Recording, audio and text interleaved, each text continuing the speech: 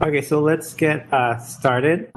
Good afternoon, everyone. It is 1:02 p.m. by my clock.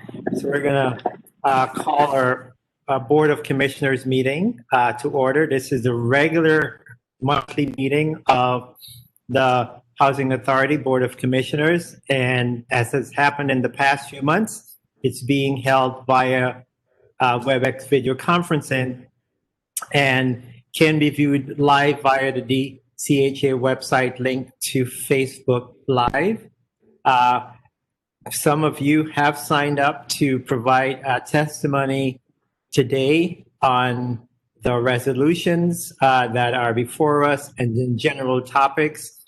For those of you just as a refresher, if you are a resident, you're going to be allotted 5 minutes. And if you're a non-resident, you're going to be allotted 3 minutes.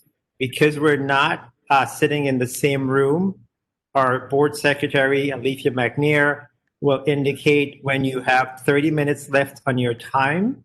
And then we will, then for you to, 30 seconds rather left on your time for you to wrap it up. And we will move on to the next person. So please, when you get the 30-second warning, please wrap it up soon thereafter.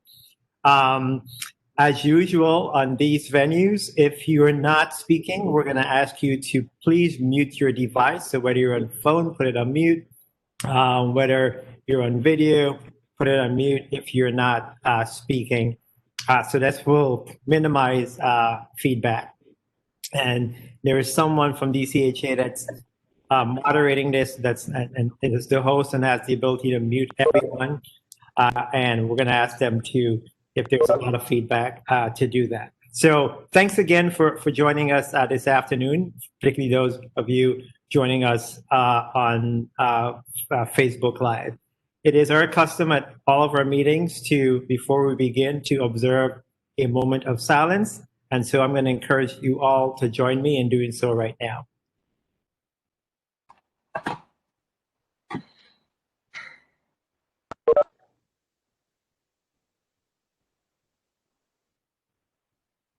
Thank you very much. So today's agenda is our regular agenda. And as I mentioned earlier, we have invited members of the public to sign up to speak via our website. Those of you who would like to view the meeting can do so live via Facebook Live. I just want to know what started the quorum for a WebEx meeting. I'm sure by now all of us have been part of WebEx meetings or Zooms as part of our daily life. I'd like to take this time to acknowledge the service of Nikisha Neal Jones, who departed the board last week. She served on the board since 2016, and we will have a proclamation in her honor at a later date. At this time, I'm going to ask our board secretary to establish a quorum. Thank you. Commissioner Council? Present.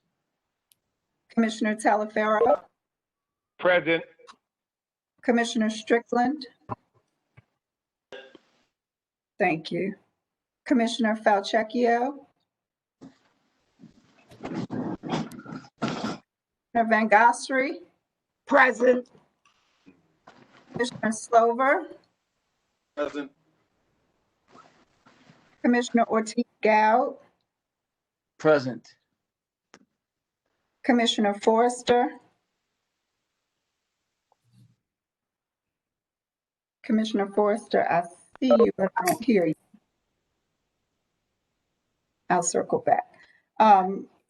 Commissioner, okay, thank you, Commissioner Forrester. Is Commissioner Falchecchio on the line? No, okay. Chairman Albert? Present. Thank you. You have 8 commissioners present. You have a quorum. Great. At this time, I'd like to ask the commissioners to consider the minutes of the September 19th regular board meeting and the September 17th emergency board meeting. It's been posted to our board books for a bit now. if there are any changes or comments, we will entertain them now. If not, I will entertain a motion to approve both minutes. I make a motion that we approve last month's minutes. Second. Second. All those in favor, say yay. Yay. Yay. Opposed, say nay. Well, the yeas have it. Thank you so much. Or the minutes of our September 9th and September 17th emergency board meeting are approved. Next, we will turn to our executive director for his report. Director Garrett, over to you.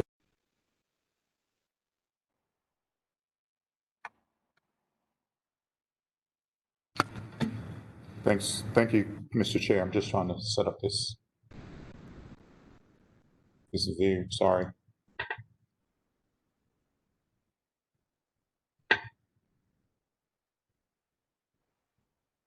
Okay. Good afternoon, everyone. And to members of the public, we truly appreciate you participating in this particular meeting and in this particular environment. We know it's somewhat difficult, but we do miss seeing your faces directly sometimes. But this is the best that we can do right now. So I'm wishing you well, hoping that your families are safe along with yourselves and that you're healthy. And we're going to go through this presentation very quickly because many members of the Board of Commissioners have already seen it during our brown bag presentation. It will be uploaded to the website if you want to go back and look at it in more detail. It does have a lot of information, but our goal is to provide you with a lot of transparency about what's going on with the agency each and every day, even during the COVID and this pandemics that we're experiencing, how the DCHA is still operating basically to maximum capacity. And we'll give you some updates on some of the things that we're doing very quickly. Thank you. So again, this is something that I have to stress. Our DCHA performance goals and what we're trying to do right now deal with 5 initiatives: our COVID response, property operations and resident services, development and capital projects. Number 4 would be stakeholder and community engagement. And 5, workforce and technology. And I'm going to go through this fairly quickly. I probably will skip over some slides, but again, please note that the full presentation will be uploaded to our website so you can access it if you want to.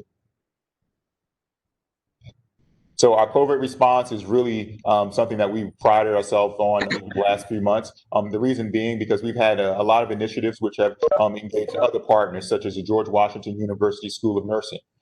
They have provided us with a lot of support here at the headquarters and are also partnering with United Medical Center to provide mobile screenings for not only COVID related issues, but also actual health screens at many of our sites. So employees and residents can get COVID testing, but also discuss and talk about preventive care and other health maintenance within their personal lives through our mobile units. And you can see some of the properties that we've touched thus far, and we will be going through other properties throughout the rest of the year.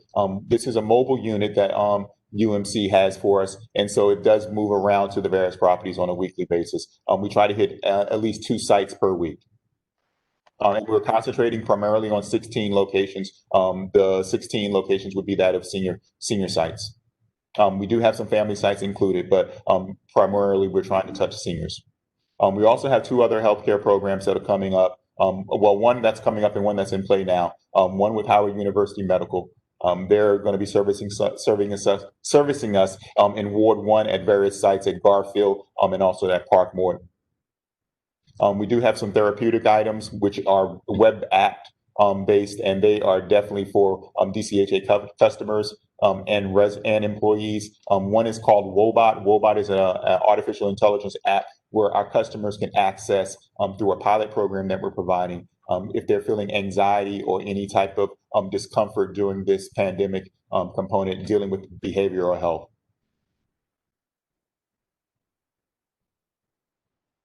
This is just general. We've shown this before at previous meetings about our COVID response. Everything, we are consistently continuing to do everything we've noted from the very beginning of COVID, which is, going through our sites, making sure that we do daily cleanings, making sure that we notice our residents about exactly what's going on, because in all of this, our residents are our focus. to keep them healthy and safe, but I also have to take into consideration keeping our employees safe as we engage them. So we've done several different initiatives to ensure that residents are aware of all of our efforts, and that they are also aware of the efforts of the district to access opportunities for wellness and care. Our signage that we've promoted throughout our properties and also at our 1133 headquarters.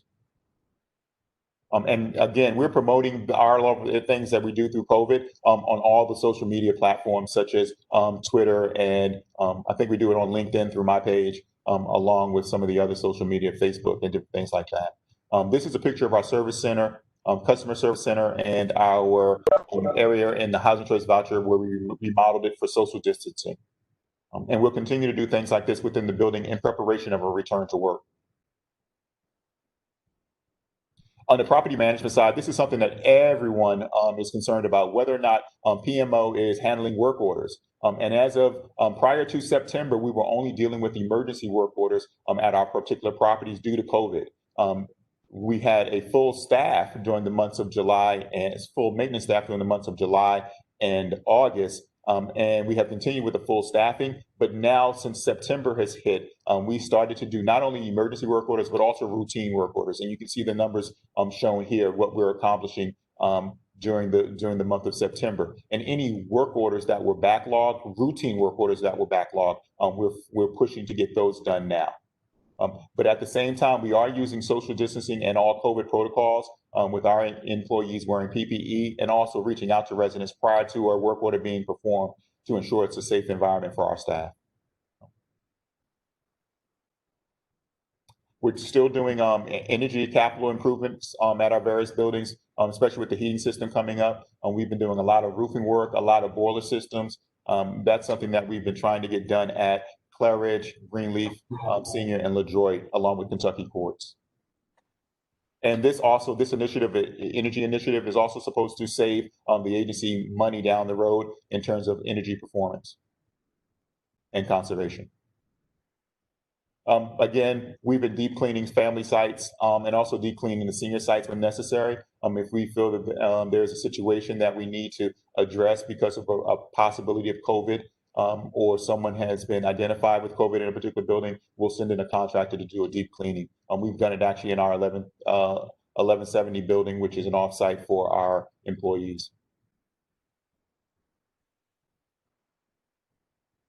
Again, property management through mechanical operations. We know the heating season is coming up. We're preparing for that to make sure that there's no one that is without heat. I know we show air conditioning now, but we've moved past that. And now we're in the heating season, preparing all our boilers and making sure everything is prepared when the temperature starts to drop.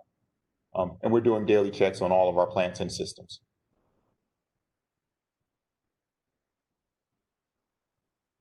This is something that's more internal than anything else. This is just an idea and a way to show you that we are keeping up internally with back office work, operating at about 95% of all the things that we need to actually accomplish on a daily basis. Data management and compliance is an example of what we've been doing, even during the midst of COVID. And any complaints that come through DCRA, we're dealing with directly through PMO. Pest and rodent management. This is something that we're going to continue to do even during COVID. You can see the total number of services provided during the month of September for rodent work orders, 292. Special projects would be something like going to a property and doing a special assessment of that property and doing a rodent abatement through Mr. Burke's team. One thing I noted to the Board of Commissioners, and that sometimes residents don't actually see themselves, is the time frame in which the rodent team actually works. Between 4 and 6 a.m. many times at several sites to do abatement. We are through resident services doing our virtual education workshops continuously. There'll be some coming up in October, November, and December. We're using our social media platforms again to get the word out and encourage residents to participate. And we're doing these, not only through financial work education, but also we're talking about, workforce development with our residents at the same time. We are in the midst of the season of giving, and the 5K is going on. So we're trying to raise money for the 5K challenge, which is a little bit different this year. And anyone who knows of anyone who would like to participate, we have that on our website also. The difference in the 5K this year to raise money for the season of giving and the holiday season for our residents and especially the families who are in need is I'm running every single day. I'm doing a 5K every single day in hopes that we can raise about $50,000 to support our families.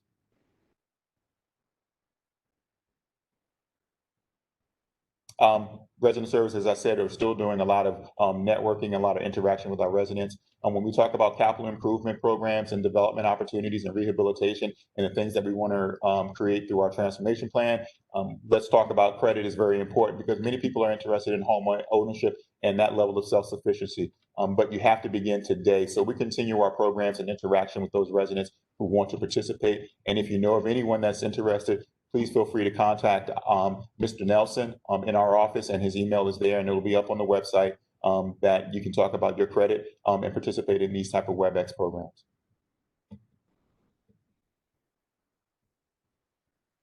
Public safety, we know that's also an issue. We've been beefing up our method using technology to help us. In the next month or so, we'll have our CCTV camera installation completed at many of the sites where we needed to address some issues. Those will be remote and web wireless.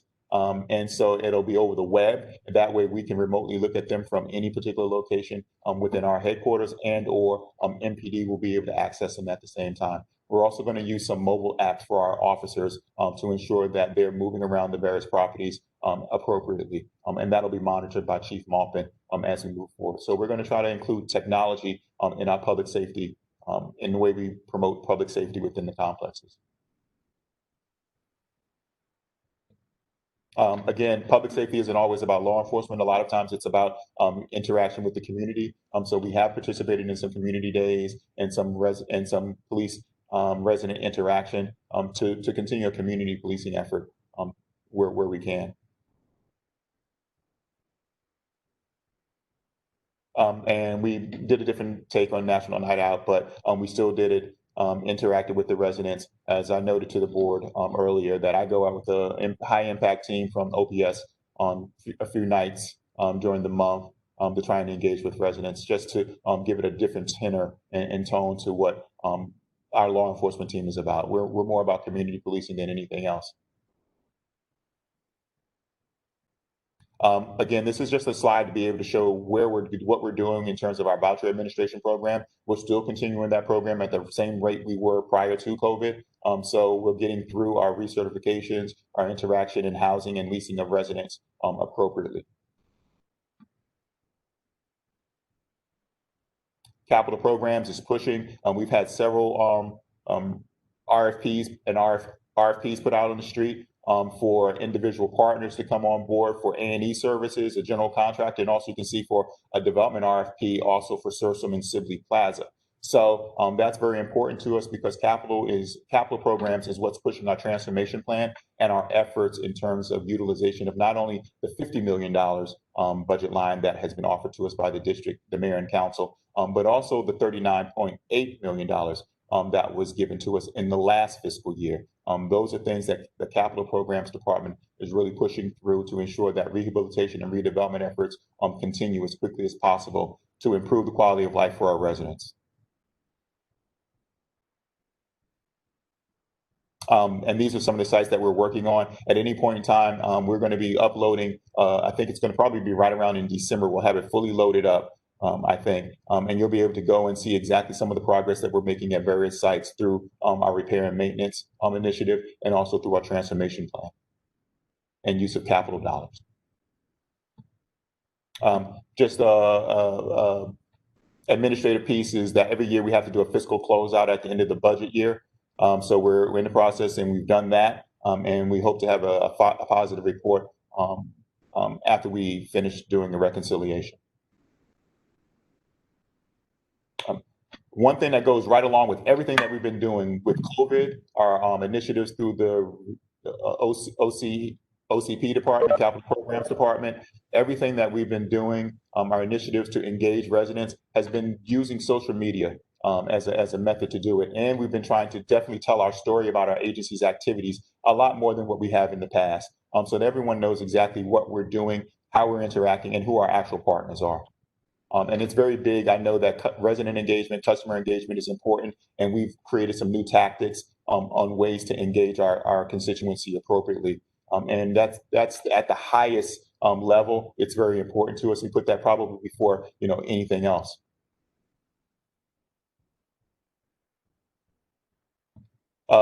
We've been doing training, as I stated before, to the board. And I'll state it to the public in general. With the initiatives that we're trying to take on, we need to have the true trained and gifted team, professional team, to go forward with some of our initiatives. To do that, we need housing tax credit certifications and some compliance certifications. And the only way to do that is through professional development training. It's not just on this side, but throughout our whole entire agency, through the various departments, whatever training is necessary so that we can keep pace. We're doing that, and that's very important to us. And during this time period of COVID, it's a lot easier to create opportunities because there's no travel involved. Everything is based on the WebEx or Zoom or some other platform.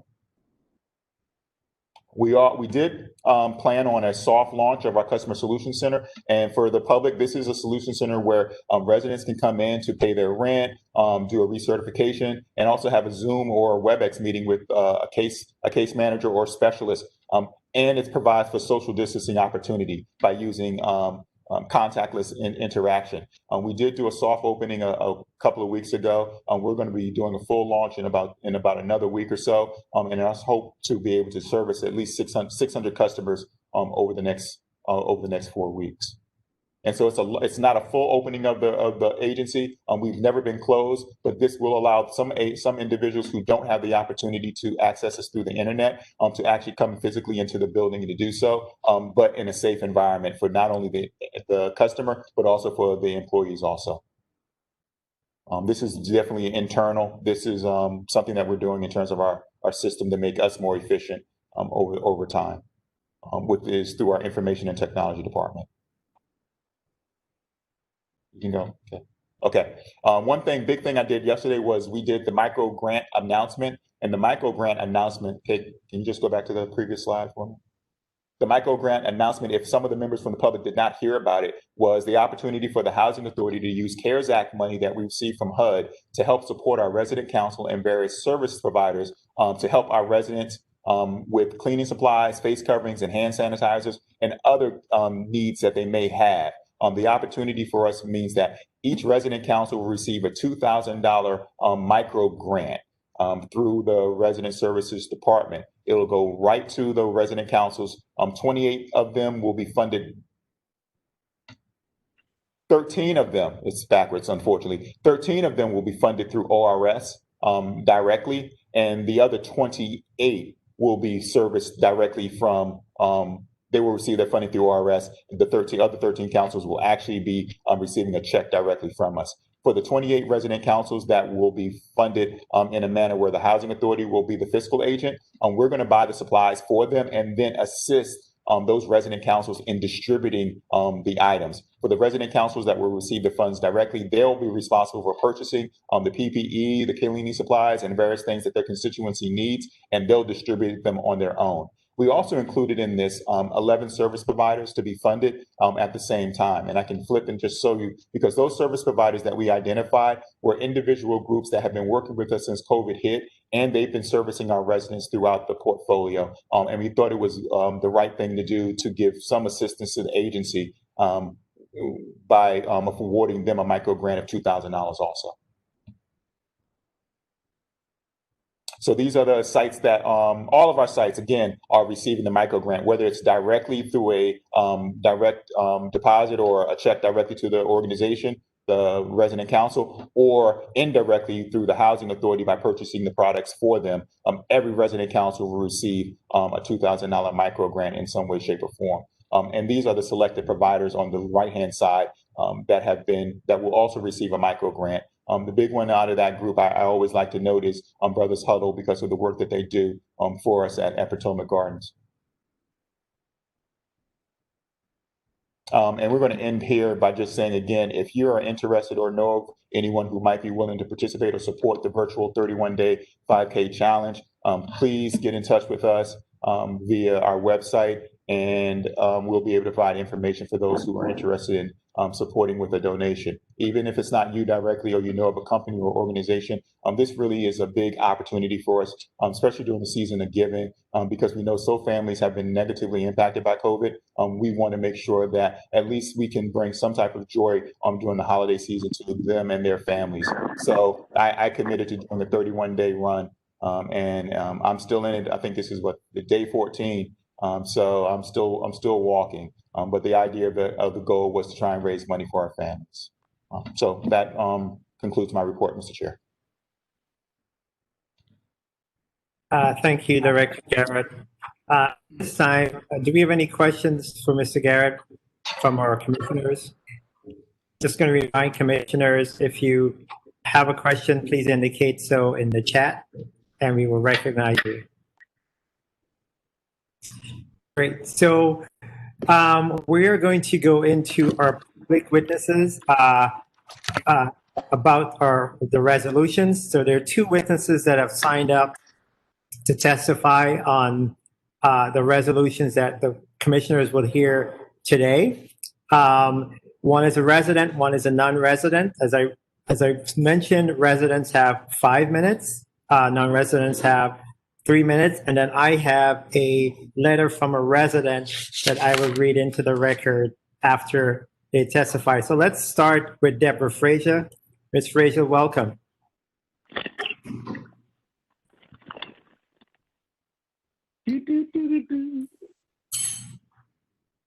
Deborah, we can hardly hear you.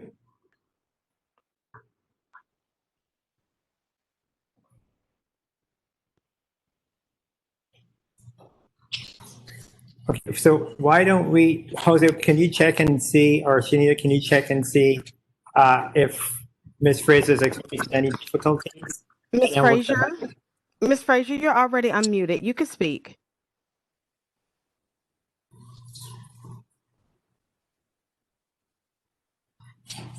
Yes, I'll double check.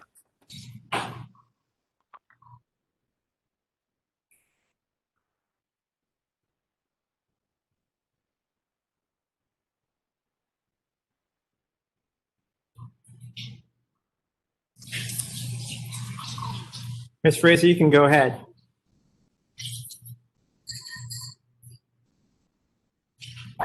It appears as though we're having some technical difficulties. Why don't we move to Rick Bardack?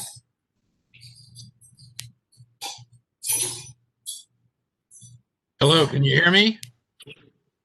We can hear you. Go right ahead. You have 3 minutes. Okay, thank you very Welcome. much. My name is Rick Bardash. I was hoping Deborah Frazier could go first, but I'm a longtime resident of Southwest for over 20 years, been pretty active with the community, and I've been a resident of Washington, D.C. my entire adult life. I retired from the Washington, D.C. Government Department of Human Services. I'm testifying, and I have to make it real quick, of course, but I am one member of at least a dozen that are part of a Greenleaf Advisory Board that was initially set up when the DCHA began talking about making a total renovation of the Greenleaf housing development. And our advisory committee board has met several times over quite a few years, but we have not met at all in over a year. Andre Gould has always been our contact for those meetings, so he can verify that. So we have not only not met, but of course we haven't been able to provide any recommendation in terms of the Greenleaf development. Yet we just learned of this meeting and that the resolution for Greenleaf was going to be put on the agenda. We just learned of that yesterday, several of us that are on the committee. Deborah is another member of the board, I should say. And it's very wide. The most important members are members of Greenleaf community themselves, and then various nonprofit organizations active in Southwest, ANC, et cetera, et cetera. So we wanted everyone to understand that we have no knowledge of and therefore no recommendation at this point in time. Ideally, we'd like the commission not to pass this resolution this month, postpone it for a month with the understanding that our advisory board can be set up to have a meeting so that we could learn and hopefully make some recommendations that might be relevant. The last thing I'm going to say, because I'm sure I'm running out of time, is the most important aspect of that is the build first component. And regardless of what developer is selected, we're very, very strong that there must be a realistic build first proposal included in that developer's proposal, that they will build something first so that no current resident of Greenleaf will have to move temporarily somewhere before they move into a permanent new home. They should stay right where they are until they can move into a new part of the new Greenleaf development. Thank you very much for listening, and I'll stop right now. Thank you so much, Rick. We appreciate your comments and your feedback, and thanks for your service on that committee. Let's see if you can go back to Ms. Frazier. Can you hear me? I'm on the phone. Can you hear me now? You can hear me now, yes. Okay.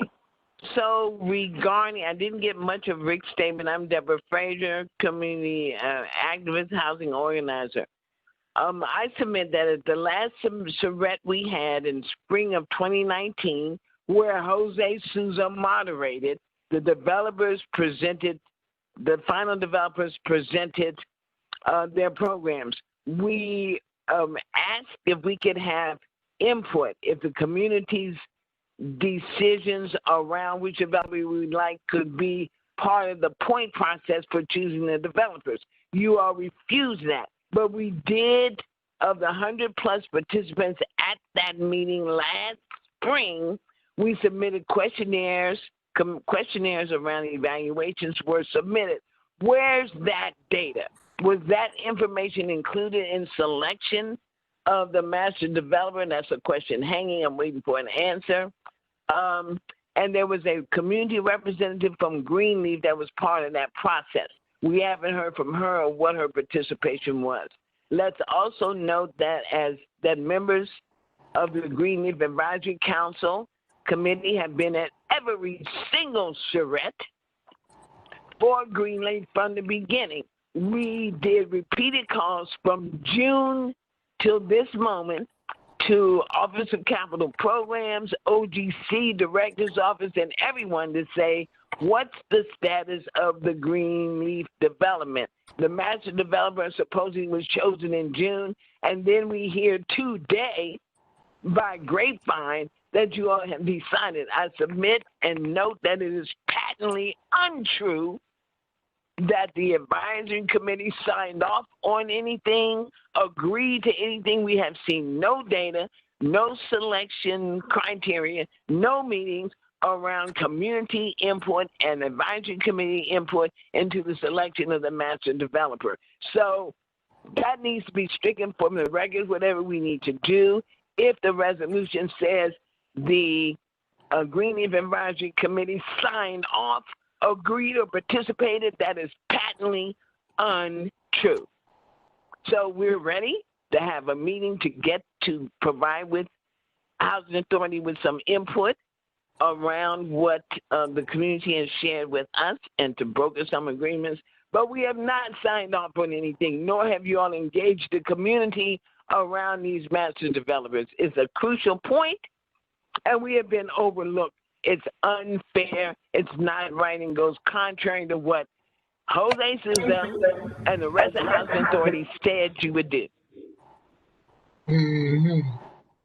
So, question on the floor. What happened to the data from the questionnaires from 100+ people from spring of last year, giving our input into what we thought of the developer? What happened to that data?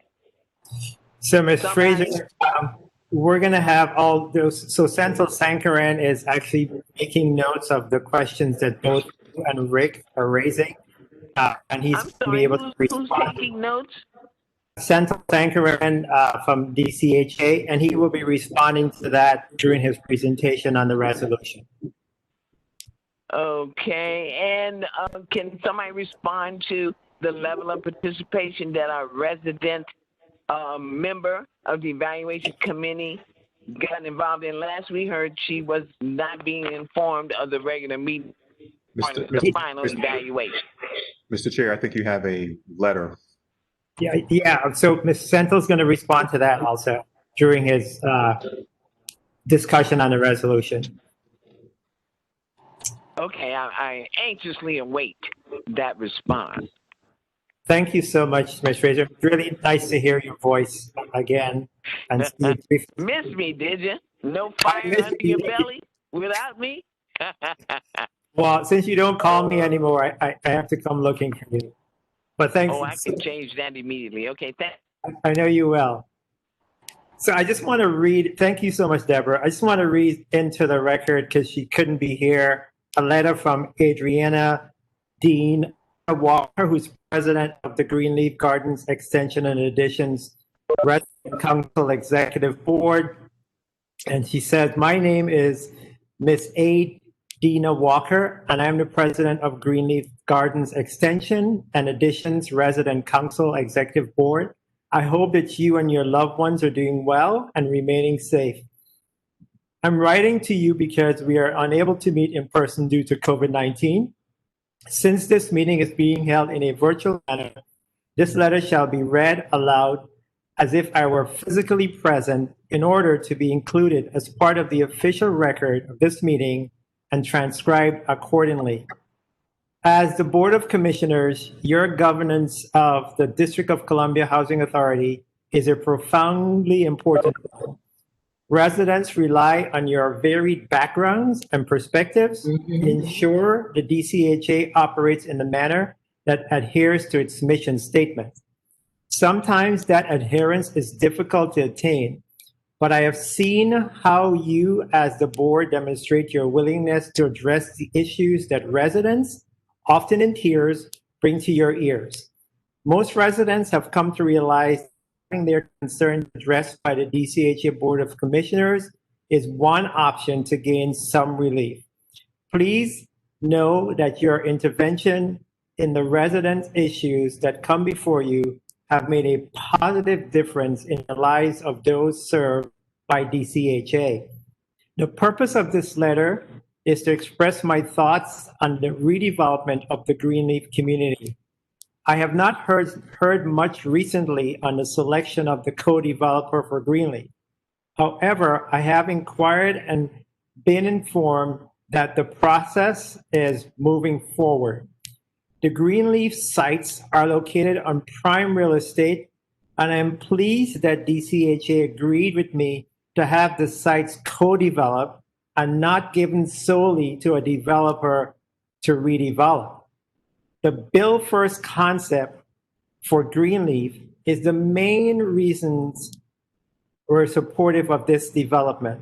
The main reason residents are supportive of this development. As such, this project will be strategically observed and equally critiqued by many. My hope is that DCHA will put its best foot forward in demonstrating to all that they are putting residents and transparency first. Trust is gained when communication is frequent and can be verified. Residents require such assurances to ease their concerns and trust the redevelopment process. I conclude this letter by stating that the president of Greenleaf Gardens Extension and Additions Resident Council Executive Board is confident in DCHA's Executive Director Tyrone Garrett's professional capacity to choose the most qualified co-developer for the Greenleaf community. Thank you for all of your service, to the residents of DCHA. Sincerely, Ms. Walker, President. So at this point in time, I'm going to open it up to any questions that commissioners might have of either Rick. I have a question. Or Deborah. Hold on one second. Let me just remind folks, please indicate in the chat. Remind commissioners, please indicate in the chat that you would like to. I did. speak. And so I'm going to recognize. I'm gonna take it back. I don't have a question. I don't have a question for Deborah. My question is going to be for Rick. Okay, go ahead and ask it. I have Rick, this is Aquarius, and I don't know if you remember me or not. Of course I do, Aquarius. Okay, now I want you to listen to me and listen to me carefully, because the way I recollect, you have known me ever since I probably was 18, first moved in Potomac Gardens, and have been an activist before I was a commissioner. I am astonished to find out, because I respect your leadership, and you have taught me as well too, with Naomi and Tommy as well, in my Ward 6 constituency from Hill East, West, whatever you want to call us. I am astonished to find out that you never knew about a Board of Commissioners meeting as much as you talked to Naomi. I am shocked to know that you are lack of information that you have, especially with your relationship with Ms. Frazier. And you and Ms. Frazier have a better relationship than you and I have ever had, because you and her have been on the same boards, same task force, and you respect her probably more than you respect me, because you don't know me like you know her. So here's my recommendation to you, and follow my instructions very well. This is my last year of being on this board. I recommend that you reach out to AmeriCorps Vista. In Southwest, you have James Creek and Neil Albert. Please do not interrupt me. You have James Creek. You have Syfax. You have 203. I am requesting that you support me with a petition that I am writing to AmeriCorps Vista, because I am AmeriCorps Vista. And I have asked every director from Michael Kelly to Tyrone Garrett to Adrian Thomas to get AmeriCorps involved, so AmeriCorps can go from door to door like the Census Bureau as a model, to knock on doors and with a survey. The first thing the survey going to say is, do you know social media? And if so, which one are you on? That's number one. Number two, I am more than sure if I get that type of support, because when I talk to residents that I've gone to high school with, elementary school with, college with, all type of organizations with, and as a commissioner for the last 14 years, when I reach out to them versus a citywide advisory board. Now, guess what I'm finding that's so interesting? They knows nothing. As we move into 2021, I agree with Tyrone Garrett. The game has changed. Aquarius is walking out the door. A new commissioner will come in. They will be a family commissioner. And Rick, it is your job to make sure that every door is knocked. There will no longer be one person speaking for somebody, because if you knock on every door, you'll find out you'll look like a fool, like I have for 14 years. Trust me on that. And you have never known me. Now, one thing you know about me, I'm passionate, I'm loud, I'm rude, but guess what you know I got? Integrity, character, and trust. So if you work with me on that in Southwest, it is very, very important that AmeriCorps Vistas, the alumni that live in public housing, have to be defined by Tyrone Garrett. And Rick, you have to start an organization called Public Housing AmeriCorps Vistas. And that will go with our alumni and with AmeriCorps as a federal, it's like Peace Corps. And with those people, you would get some integrity. It took 20 years for our lease to be done. You know how it got done? Check me out if I'm lying. Antonio Fasanelli. She was a AmeriCorps Vista that came out of Murray Lou's shop. She went to every community and came up with that lease that we have today. It was 20 years too late. Do you understand me, Rick? Thank you so much. Thank you, Commissioner. Commissioner Council? Mr. Rick, I wanted to find out, you said that in some way that you haven't spoken to our agency within a year, and you mentioned Andre Gould. Well, I'm gonna be transparent. We just had a brown bag earlier today, and we were speaking on the property alone. And what was told to us led to believe that they were literally telling us that they stayed connected to everybody. So I'm not going to say they lied to us, but somebody was not in agreement or stayed within. To hear what you're saying on some seriousness of what we're trying to use, actually move brick and mortar right now. I'm going to be honest. Today, in hearing what has happened, I think we could move this within 2 weeks from today, not 30 days, but 2 weeks today, because everyone is passionate. That land is prime, and we need to make sure that we have new ownership, or should I say, we have new leadership in the building now, which is Tyrone Garrett. And I'm quite sure he wants to do it correctly with passion and integrity. Thank you. Thank you. All right, so thanks, everyone. We're going to go into the resolution. The first resolution we're going to look at is, and Rick, thanks so much, is Resolution 20-19, which is to approve the modification of general legal services contract with K&L Gates LLP. I'm going to turn this over to our Executive Director, Tyrone Garrett.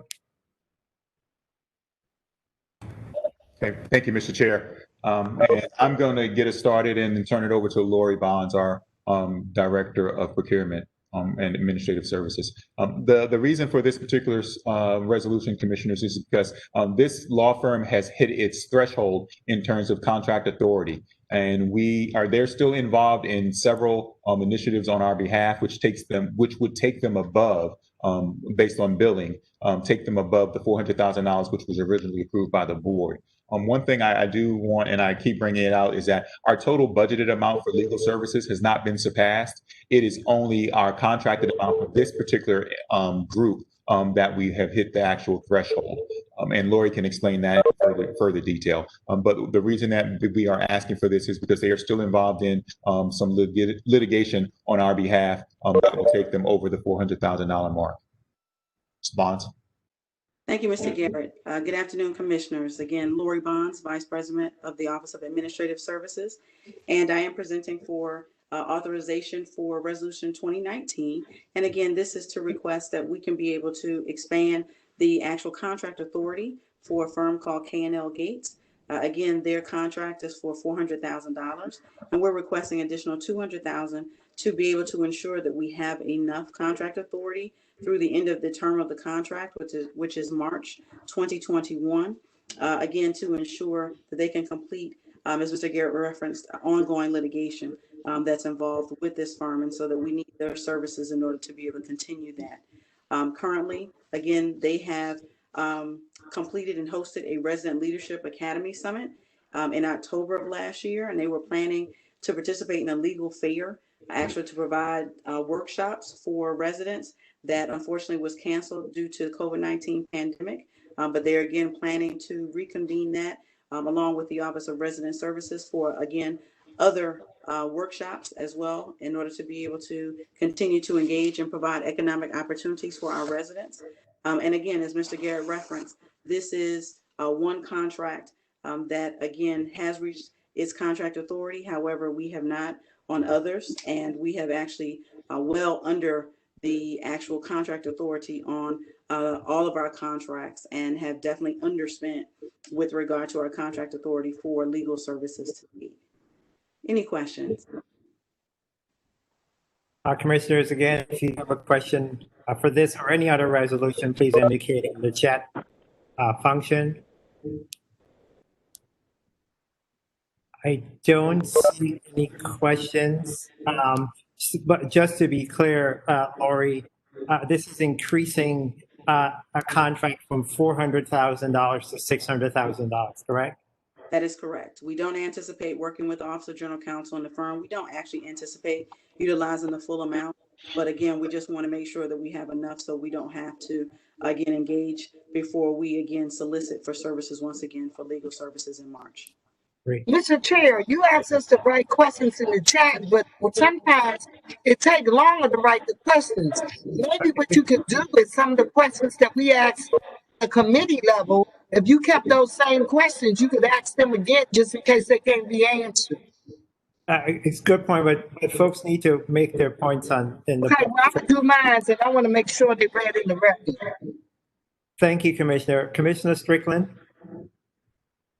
Uh, Thank you, Chair. My question is the same that was in committee. Is it, Ms. Bonds, is it possible just to explain, how's this contract compared to the other legal services contracts that we have in terms of dollar amount, and to let folks know that, that their dollar amount was already low from the beginning? Sure. Again, the original contract for K&L Gates is for $400,000, which is actually one of the smallest contracts that we have. Absent one for $300,000, all the others are in the range of $500,000, $700,000, and $1.5 million. Which again, we have not reached capacity in any of those, but because this was one of the smaller ones, we have actually approached reaching capacity for a contract of $400,000. And so again, we are asking for additional amount to be able to support this ongoing litigation. Thank you. Commissioner Slover? Yeah, I had a couple questions. When we passed Resolution 1902, which gave the authority, which was the contract that we're now amending, this is an unrelated question. During those discussions, it was revealed that, or affirmed once again, that the agency, its expectation on some of our legal fees is that those fees will be paid back in real estate deals. So every 2 years when we go through this process, we're told that a lot of these monies will come back to the agency. Are we tracking those dollars? I would defer to Mr. Garrett and to Cynthia Sankaran with regard to, again, speaking on redevelopment. Yeah, if we're talking about just redevelopment dollars, Commissioner Slover, I think that's what we were referring to. The Office of Finance and OCP would be tracking the dollars that come back in, and then we would pay off services to those legal firms, or reimburse ourselves for those legal fees, and we can create and generate a report for the board to review. So we've recaptured some of these legal fees in the past. You can show that. Yeah, we can show that in the past where we've gone in. Remember, we probably more than likely you've participated in redevelopment deals. You get that money back when you close. So on some of the deals where we've closed, funding should have paid off that legal fee or redevelopment fee or whatever it might have been. All right. So I would request that we start tracking those dollars very diligently, since these numbers are getting pretty big, and it's easy to lose sight of some of the smaller things in a bigger deal. So is there a way we can get I mean, it should be available pretty quickly, maybe at the next operations committee meeting, if that's the appropriate committee, a breakdown on the outstanding legal fees that we think we're going to be able to recuperate at some point in the future? Not a problem. We can generate that for, I think the next ops is November 5th.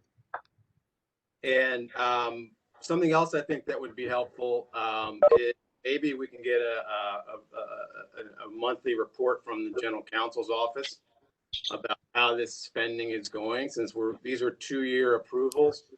Seems like every time we're actually increasing the costs, some of these legal, it seems like every year we're doing it on a 2-year contract where we tend to add some. So maybe the board should be a little more aware of the legal spending. I think it will help inform the efficiency of the agency and how we're performing. So could we get that?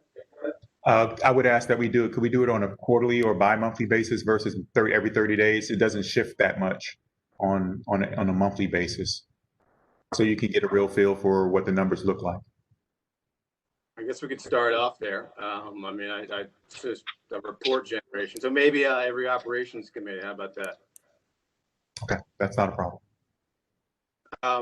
So in this specific contract, how much money has been spent to date? $335,305. Because I'm looking at the resolution and it says that expended is $105,000 through 10/6/20. 105,000.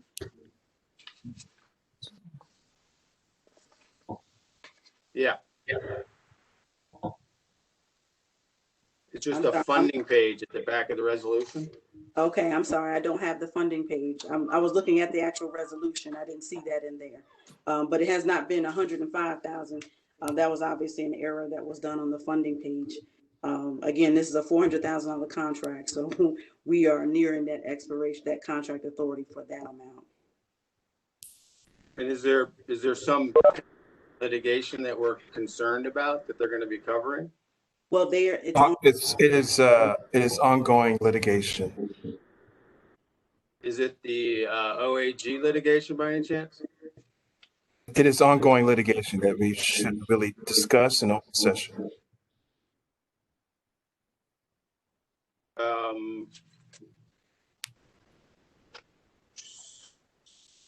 So you won't answer that question. I can answer the question. I can send it to you in confidentiality, but not in open session.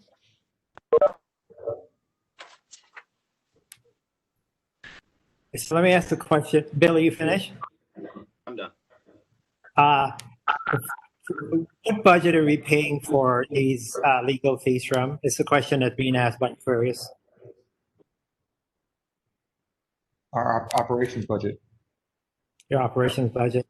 Yes, sir. Actually, can I interject something? It says operations/reserves on this page I'm looking at.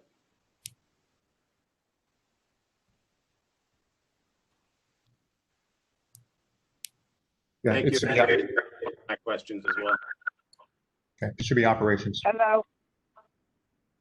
So it's not coming out of reserve. And Barbara, can you do me a favor, Barbara? You're on the line. Can you just confirm that it's operations, not reserves, please?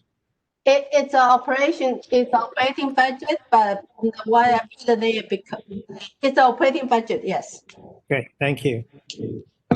And then Aquarius asked a question about a DCHA contractual firm can provide services for their alliances to DCHA, not residents, or made a statement, which I wanted to read into the record. And then she asked, what committee asks for training from this law firm? Is there a commitment to training from this law firm?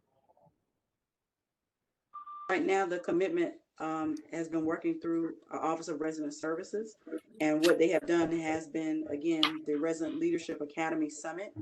They haven't done any direct training, but they were, again, and they're scheduled now to reconvene the legal fair that was scheduled for, I believe it was April of this year, before it had to be canceled due to COVID.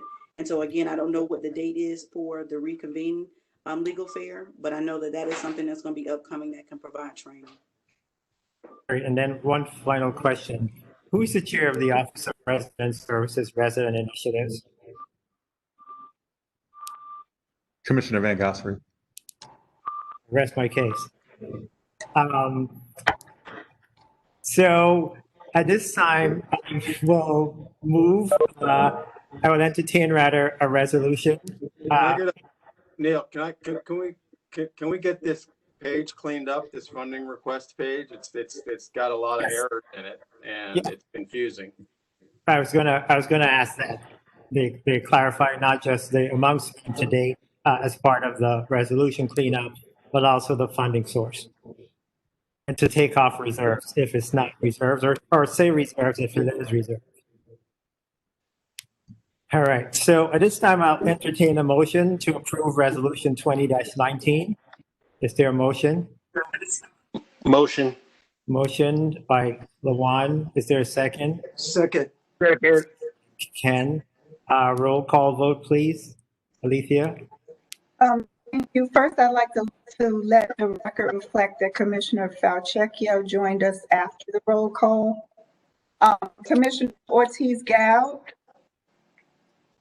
Yes. Thank you. Commissioner Council. Yes. Commissioner Talaferro. Yes. Commissioner Forrester. I'm sorry, Commissioner Forrester. I'll circle back. Commissioner Strickland. Yes. Thank you. Commissioner Van Gosford. Yes. Thank you. Commissioner Slover. No. Commissioner Falchecchio, Yes. Forrest, are you there? Yes. Thank you. I'm sorry. No, I'm here, but I vote no. I Oh, apologize. okay.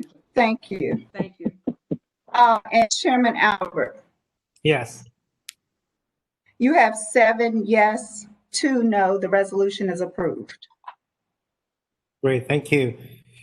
Next, we'll move on to Resolution 20-20, which will authorize DCHA's Executive Director to negotiate an exclusive rights to negotiate agreement with a co-development partner for the Greenleaf housing community. As Senthil and Tyrone and others discuss this, please share with us what the community engagement has been to date, what's planned moving forward on this project, which I know will be taking a number of years. And specifically, if you can answer Deborah's question and Rick's questions as part of your presentation. So I don't know who's going first, but I can jump in.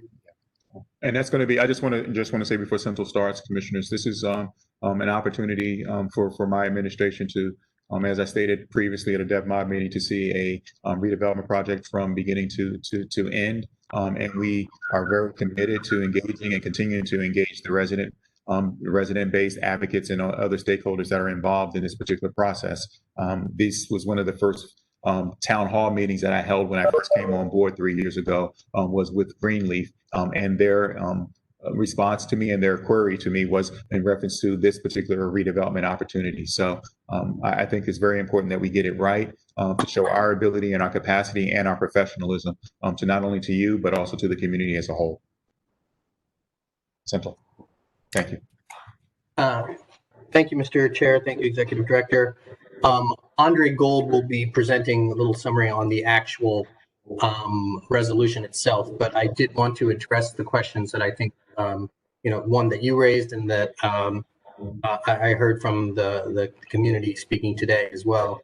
And I think it's important that we acknowledge that we did address the advisory board. We had a large meeting where we brought the teams out last December, and the comments that were collected and at that meeting greatly informed our selection.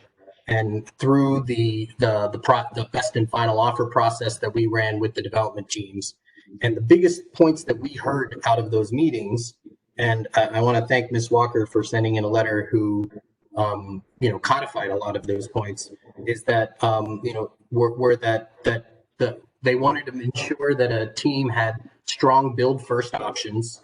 So it was not just a word of mouth kind of thing. It's one where they actually were able to demonstrate that they had strong build first options, that DCHA be engaged as a co-development partner and not just, and then also that the teams that was selected commit to a vibrant and ongoing community engagement process.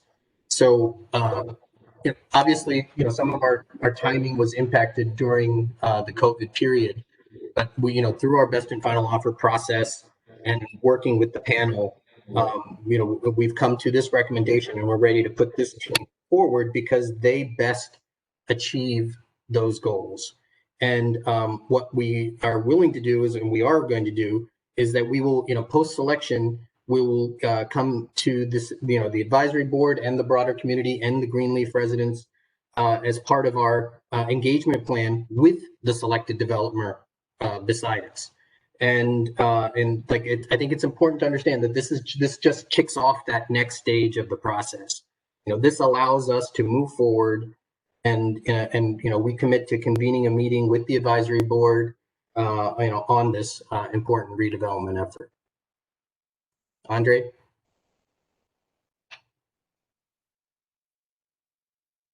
Thank you. I think that's a good point, that this is just the next step. That the commissioners would be allowing us to enter into an exclusive right to negotiate with the selected developer. after that step, we would be able to enter into some sort of term sheet or operating agreement and to have basic terms. And then we could solidify those basic terms in an MDA. But again, this exclusive right to negotiate just begins the negotiation period with that selected developer. The developer is, excuse me. The selected developer is Greenleaf District Partners. The team is made up of Penrose, EYA, and the Bazzuto Group. We would, after we've entered into an MDA, we would try to come back to the board to update you along the entire negotiation process as we've agreed to give the board updates along the entire negotiation process.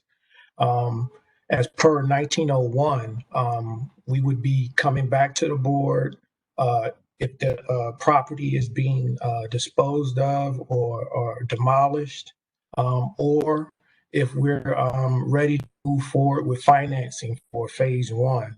But today, again, is just an exclusive right to negotiate, to move forward with beginning those negotiations with the selected developer. And then we could come back out to community with that developer once we've codified an agreement to begin that Andre, if I planning. can interject just for a second. I think it's important. It's like we will come out to the community with this developer as we're negotiating this agreement. So, if this deal and this important project, which will take, as the chair was indicating, a multi-year, project, will involve a significant amount of engagement with the community, not only on ensuring that their goals are achieved, but then also, through the entire zoning process that the community will be integral to. So as we're negotiating, during this period that we're asking for now, this initial first step, we'll be coming back to the community in order to engage with them, to reintroduce them to this team and have a deeper level of engagement with them. Commissioners and Centil and Andre, there's one thing I don't want you to gloss over or move away from too quickly, and that's the fact that the basis for selecting or the recommendation that you're bringing forth to the board is based on what the community advised you during your set of meetings. It doesn't go away or move away from anything that was asked or requested by the community or by the various community groups and stakeholders. I think the basis for your selection, and you need to honestly reiterate that to everyone, is based on what the community wanted. That's correct. And actually, an RFP, many of the items that were in the RFP were brought forth through the master planning process that we had with the residents and community stakeholders. And that was part of the selection process.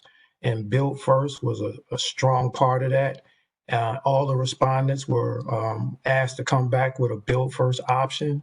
And this selected team has some strong options that we need to discuss further with them.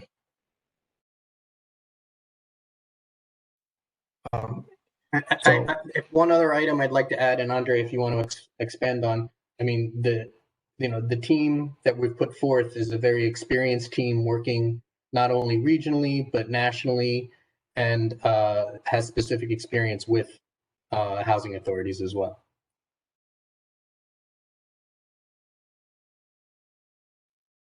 And that's correct. All three of these teams are experienced. They've worked with public housing authorities previously, and they provided affordable housing, and they have strong resumes. They actually came out and spoke to the community and provided their qualifications prior to selection.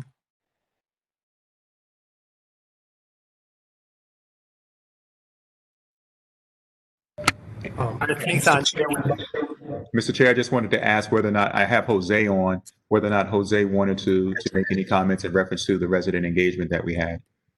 Sure. Commissioners, thank you. Just reiterating what Cynthia said, yes, I did moderate the developer presentations in December back at the Southwest Envision Center, where all 4 teams that present, we collected feedback and informed the community that that feedback would in fact help drive a lot of the process that was remaining ahead of us with regard to informing the selection and recommendation of a developer. As Cynthia and Andre also indicated, well, obviously coming to this a little bit later than we'd like because of COVID, right? We would have liked to have selected a developer previously on this, but matters were on hold.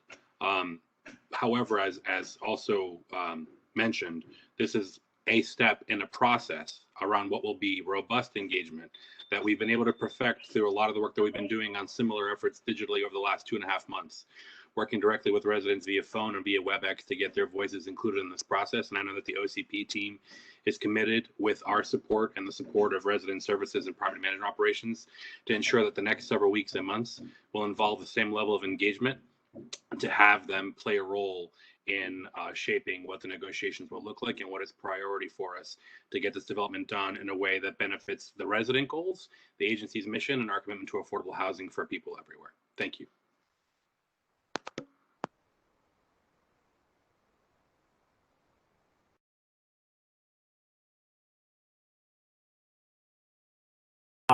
So you probably stay on for this section of the questions. So I'd love to get a better sense as to what engagement is going to look like moving forward. I understand that we've been in a COVID-19 period, and so having community gatherings with the development team is probably not possible for the next few months. But having engagement and input from the community is super critical to the success of the designs, the success of the implementation. And so, in as in as detailed a manner possible, if you can talk about what the engagement with the selected developer would look like on a week by week, bi-weekly, monthly basis up until there is shovel in the ground.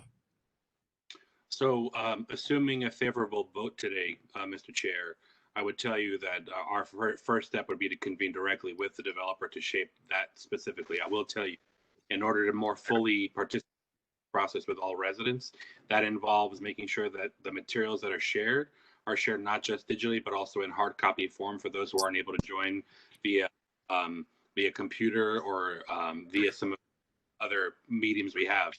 As we shared previously in the way that we did our RAD engagements this summer, it's calling every resident to ensure that they know what the meeting is about, that they've seen the materials that are being shared ahead of time. I imagine the developer will also get a strong role with us in soliciting additional comments on what are some of the residents. I'd also add, it's really an education campaign, right? Because it's not the selection of the developer and the negotiation. It's a process by we, as the Housing Authority, have to engage with HUD on the necessary regulatory steps that are involved in. And so we will be doing that alongside the presentation of those developers and with the OCPD team to talk about this. I don't have it spelled out by nuts and bolts in a week-by-week basis. We can commit to getting that back to the board and to the residents of Greenleaf and the advisory board, as I mentioned, depending on how this vote goes today. That will allow us to be able to shape that going forward. So, so do you envision, bi-weekly meetings, monthly meetings, quarterly meetings? What stakeholder groups do you think are important to engage over, ongoing? The short answer is the residents, and I know that they occupy several roles. So that'll be not just through the resident council, not just through the advisory board, not just through the ANC, not just through building by building. I imagine we'll be at least 2 times a month, and that it'll be a process involving DCHA and the development teams as well. Well, I would also like to recommend regular outreach with Rick's group. Rick's not a resident, but they've been working for years. The advisory board, yes, that's what I meant, sir. Sorry about that. He's a member of the. He's a member of the advisory board, and then and obviously the ANC commissioners in that area. And so what I'd like to see is a schedule of engagement. Not now, but as you guys are going to report out on this on a regular basis to the board and hopefully to the rest of the community, a schedule of engagement segmented by the different groups that you're going to be engaging with over the next year on this project. We can do that, sir. Yeah. All right. So a couple of other questions for the rest of the development team. So if we pass this resolution today, or when we pass this resolution today, just sum it up in layman's language. What authority does this resolution give you? Does it give you authority to go build anything, demolish anything, move any residents? No, sir. But that's just a one-word answer. But if you can. It gives us the opportunity. It gives us the opportunity to negotiate with the developer to ensure that we can meet the appropriate terms to move forward with some type of redevelopment process. But it also gives us the opportunity to create a financial performer that we will be bringing back to the board. It also gives us the opportunity to develop what would be a relocation plan that we would have to bring back to the board and have approved, not only by the board, but also have resident input. So it just gives us a lot of different variables, the opportunity for a lot of different variables to move forward. And it's not moving forward in vain because we would be bringing much of it back to the board for a final approval in some way, shape, or form, depending upon what the initiative is. And then how often do you envision reporting out on the progress of the meetings and the progress of these community engagements? How often do you envision reporting back to the board on those issues?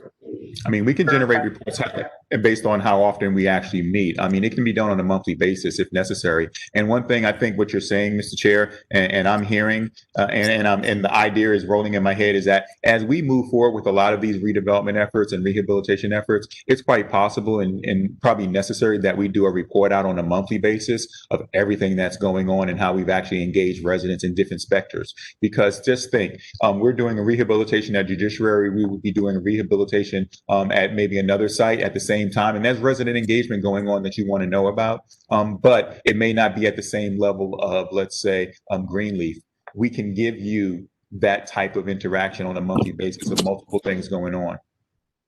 Well, I am predicting multiple meetings. So, I mean, we can do it at whatever pace we need to, and I don't have a problem. And I say that because there's so many things going on at the same time within the agency when we're engaging residents that we want you to know about. So a monthly report out of what meetings were taken that took place, what the subject matter was, maybe some of the responses will be beneficial not only to you, but also beneficial to the agency itself to monitor and keep track of our engagement.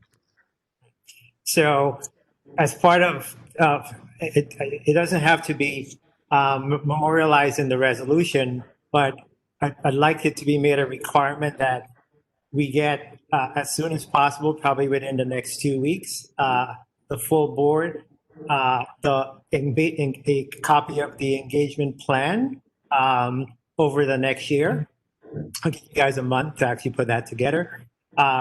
With specifics on which communities are going to be engaged, how frequently they're going to be engaged, who's leading that community engagement effort, and how we're publicizing those engagements. So I think it's very important that we know that and that the community knows that. So the next question I have, and I promise you, commissioners, I'm not going to hog all of the time. So, when we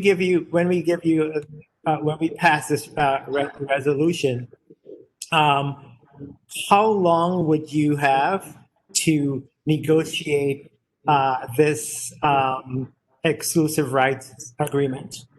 What is the time frame being provided? 180 days. And so, what's the product we get back at the end of the 180 days? I think that would be, I don't know, Greg, and I defer to you would it be would it be MOA or would it be a final? It would be an MOU with the idea to roll into a master development agreement. Okay. Great. And at that time, would the board be required to approve the MOU? The terms and conditions of the MOU are discussed or previously discussed in the brown bag. So the MOU will roll into the development agreement, but the terms and conditions will be brought back to the board, and then the master development agreement itself, Cynthel's group bring that information back to the board to review as well. So just so I can understand it as a pure layman here. So you're saying the end of the 180 days, there will be an MOU or some similar document that will be developed, which will become the basis for the, my words, not your word, for the development agreement, or the DFA. Correct. Correct. And if I can jump in here, and it's No, don't jump in yet, because I'm subject to lose my train of thought. Does the DFA the document that this body, the board, gets to weigh in on and sign and approve? Per the resolution as it's crafted, we would, and per the guidance of the board per 1901, we would come to the board for approval prior to any demo dispo or financing or disposition of any parcels of the land. That's what we would come for the board. We agree to keep the board posted as through our regular updates as to the status of these negotiations, key terms that are being negotiated, and garner their input. Final question.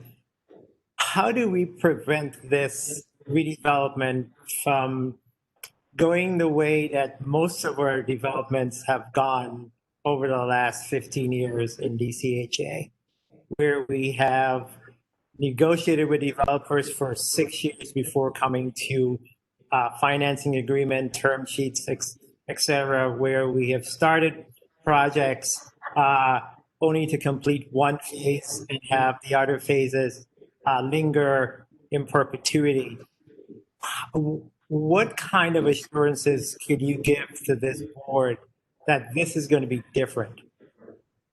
So, sir, one of the key ways we've done that is approaching this process through this exclusive rights to negotiate period, which we would codify the timelines and the repercussions for missing timelines and things like that through the process, as opposed to awarding rights to a team and then just being, to be honest, just at being held in a deal that you don't want to necessarily be a part of anymore. So part of our the task that falls upon OCP and the general counsel's office and our legal team is to ensure that our deal has the appropriate, the requisite outs if performance measures aren't met. Okay, and I did say it's a final question, but I have one final question. So at the end of the 6-month negotiating period, if you are not able to reach agreement on the terms of the MOU, what happens? The authority has the opportunity to move forward to exit negotiations with that partner and go to another partner that was in the best and final. So this commissioner has no tolerance for extending the agreement beyond a 6-month period. Originally, for those watching at home, the director came to the board with a proposition for a 4-month exclusive rights to negotiate period. The board said 4 months doesn't seem like the right amount of time. Let's give you 6 months to do it so you can be thorough, but also come up with terms that are beneficial to the residents of Greenleaf. I am saying now that I have no tolerance for it slipping beyond 6 months and will not be inclined to extend the agreement, the period of negotiation beyond 6 months. So, and with that, I'm going to take some questions from our audit commissioners. I saw Commissioner Strickland raise his hands, and so did Commissioner Council. and then Commissioner Slover will go in that order. Chair, you asked the two questions that I had, just basically the time period, when does it expire, and then what happens after that. But my follow-up to that, what happens if once you go to the public or go to the community and they just absolutely dislike what's being said by this master developer that we're negotiating with? What happens then? So we will be engaging, and Jose can feel free to jump in as well, but we're going to be engaging with this community, right after this initial step, right? And to bring them back, to reintroduce them to the community and, work through the planning. And so like their input is going to be critical prior to DCHA codifying any legal agreement, and they will also be a critical voice in the zoning process prior to getting any zoning approvals for any of the parcels, and will also be a critical process in the demo dispo process, which we would have to go through the community as well as the board. So the touch points are numerous throughout, and if it'll greatly shape the deal that we are able to that we would feel comfortable bringing back to the board. Commissioner Strickland, I just want to also add in that the selection of this particular team will allow. I think one of the reasons why they were also selected, because they were very amenable to dealing and working with the public and the residents based on their presentations, but also I think based on their past experience also. Difficult redevelopment opportunities that they've sought and participated in required for a lot of interaction with resident and community groups. And I believe that the way the team and the way the panel evaluated it, they understood that this group would be amenable to making the necessary changes to ensure that everyone was happy. That's all my questions, Chair. Thank you. Ken? Well, I've always been taught that delayed is not denied, and we need to move brick and mortar. The area down there is a crucial part, and it is a high density as far as within the area, especially in what they're doing. Everyone's doing something down there but us, and our residents and our constituents need it now. I'm not going to lie and tell you that I really want to vote no, but I have the confidence that you all have heard Deborah as well as Rick say, as far as there's been some type of hiccup. But I'm hoping that what you heard them say today, before you all file and move forward, that you would make sure that you include them in what we're doing. Thank you. Yeah, Steph. Okay. Bill? Yeah, I appreciate it. I have a few questions. Listed in the resolution, there is a list of elements that were submitted by the respondents and evaluated as part of the RFP process. I'm going to focus on two of those things. One is a detailed financial plan, and the other is an financial offer and consideration to DCHA. Did the agency share components of either of these elements with the board?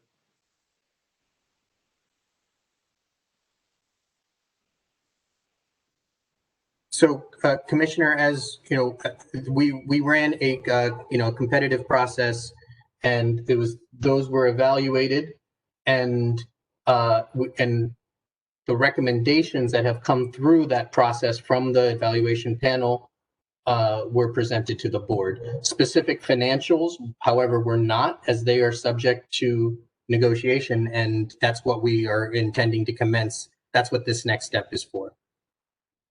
So just to get a clear answer, the board is unaware of the financial plan, the detailed financial plan, or the financial offer and consideration to DCHA from the respondent. That's a yes or no. I will say that the panel has put forth the recommendation for the team that best met the objectives that were set forth in the RFP, and those were some of the objectives in the RFP. And I believe it's the responsibility. I'm sorry, Commissioner Slover, can I just comment? Please. Yes, you can. I also believe that it's the responsibility of the professionals that have been selected on behalf of the board to move forward with projects such as this. Our expertise and ability has been taken into is utilized when making such a selection based on criteria and information that's been provided to us and comments provided by you and the remaining board and the other board members along with the public at large.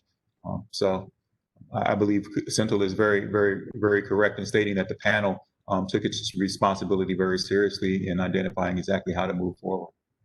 And I would also add, Director, that per the resolutions that have already been passed by this board, prior to authorizing any disposition or any financing that would be tied to this deal, and also through the entire the demo, the Section 18 demo dispo process, we have to come to the board. We as OCP and the executive team have to bring to the board a detailed analysis, and we fully intend to do so prior to being able to move forward.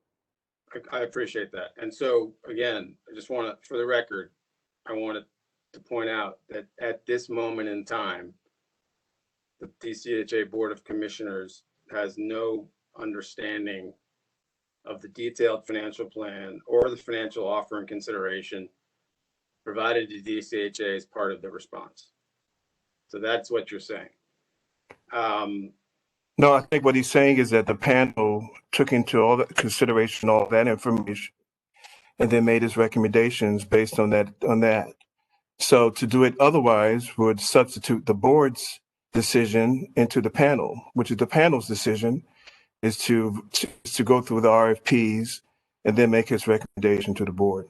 I get that, Mr. Mays, but you're coming to the board for approval to negotiate a deal that we have no understanding of where we're starting from and what our expectations should be at the end of the process, because we have no idea where we're starting from.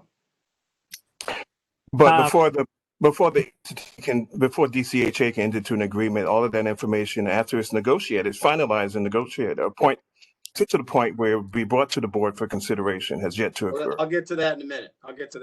So I appreciate you saying that, but I'll get to that in a second. Thank you. So, Hey, Bill, can I respond to that aspect if you're moving on?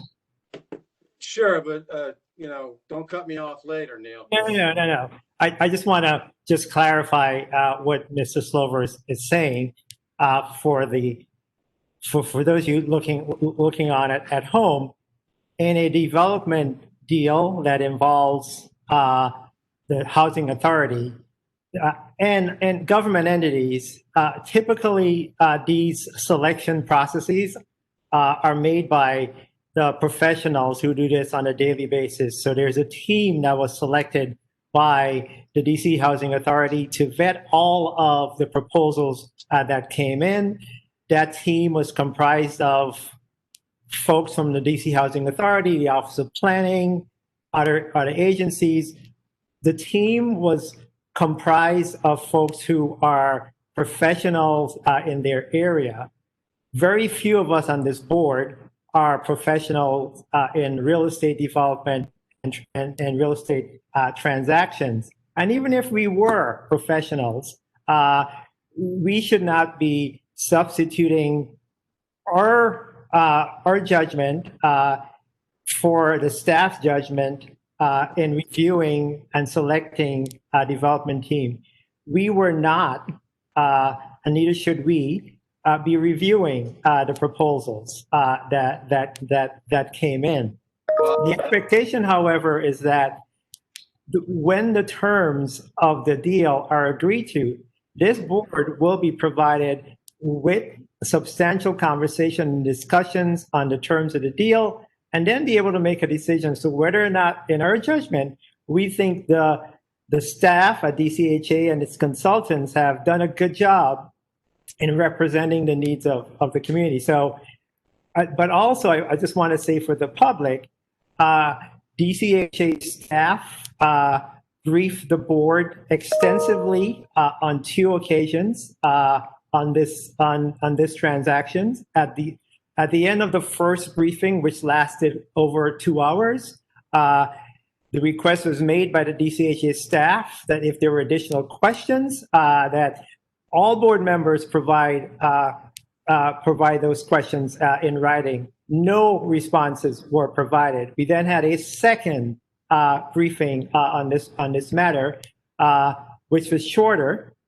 Again, the question was asked, if there are outstanding issues or clarifications that need to be made, please put them in writing. Again, none was provided by any of our board members. And then today, we had a follow-up briefing earlier today on this same transaction where there was an opportunity for questions to be asked and answered. And so there's been plenty of opportunities to clarify the parameters of this agreement, and there'll be lots of opportunities to continue to do so. So I just wanted to put that on the record. Thanks, Commissioner Slover.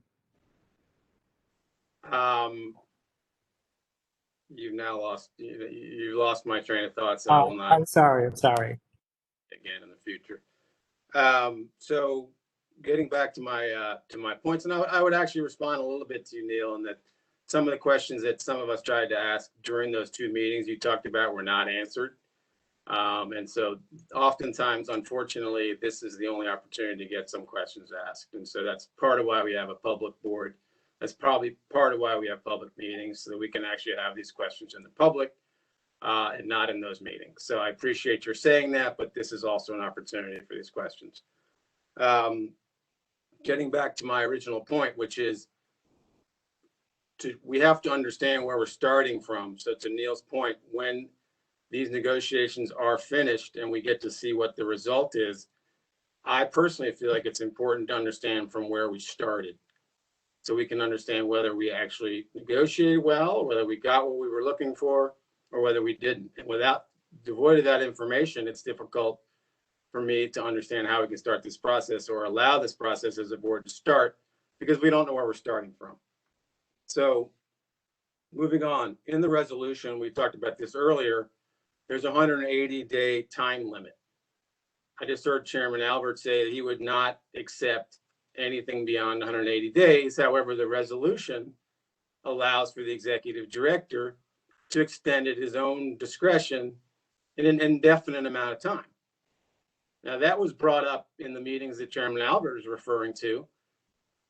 We had flagged that as an issue. It's still in the resolution.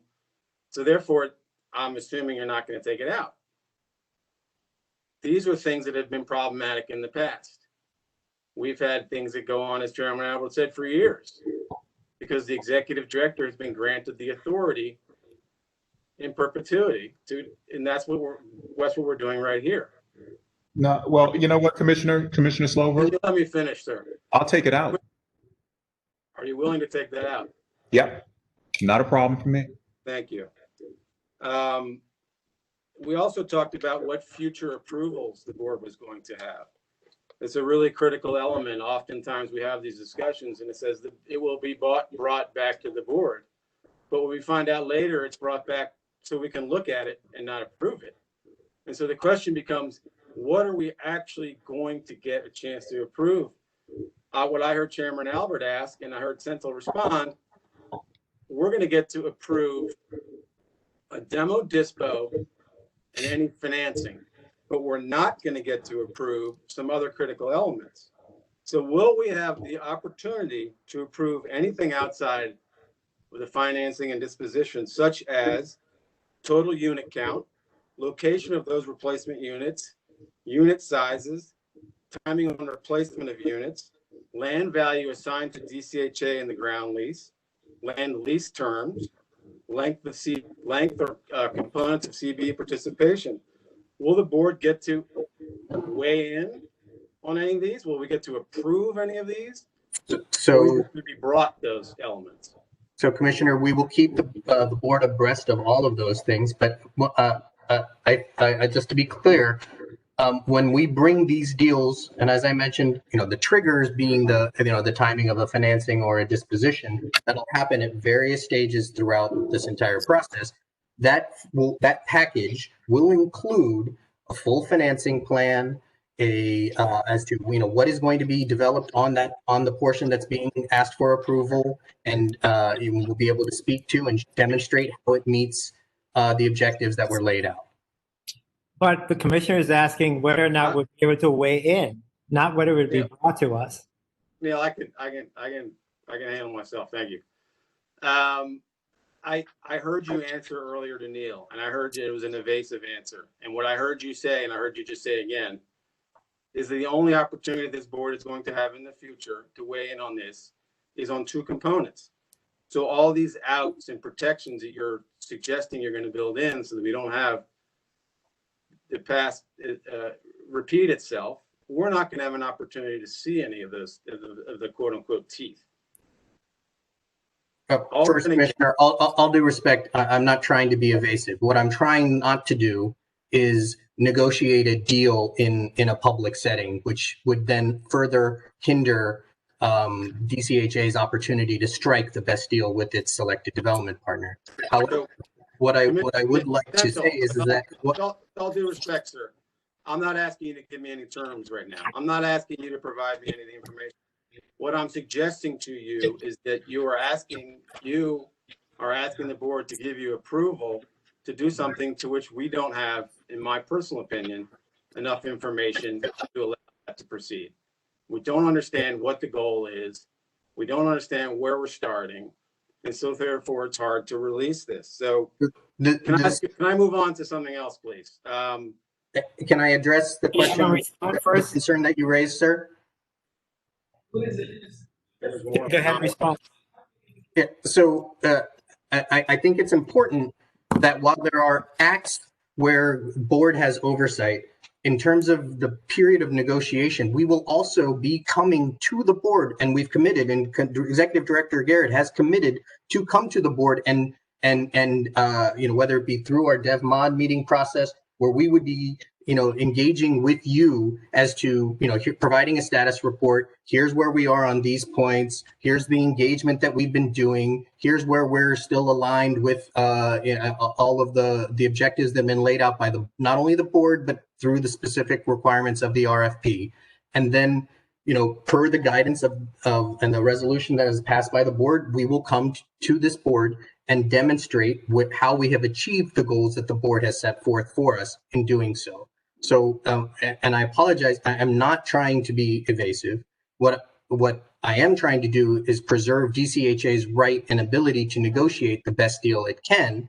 And while we were running a public RFP process, the terms need to be codified before they can be considered real, because we did not engage in a deep one-on-one with each individual teams and in a true negotiation. So to present to this board at this time figures that are not exact or that we don't feel we can 100% represent that this is the deal that we are striking I don't feel would be appropriate on our behalf.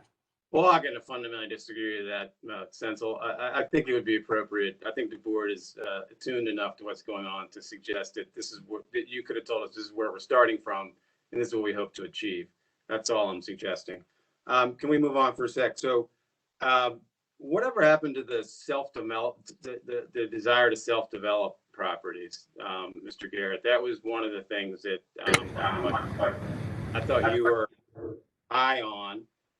And you had agreed to bring back to the board a pretty detailed explanation as to why we couldn't self-develop a project if we couldn't, and I didn't see that on this.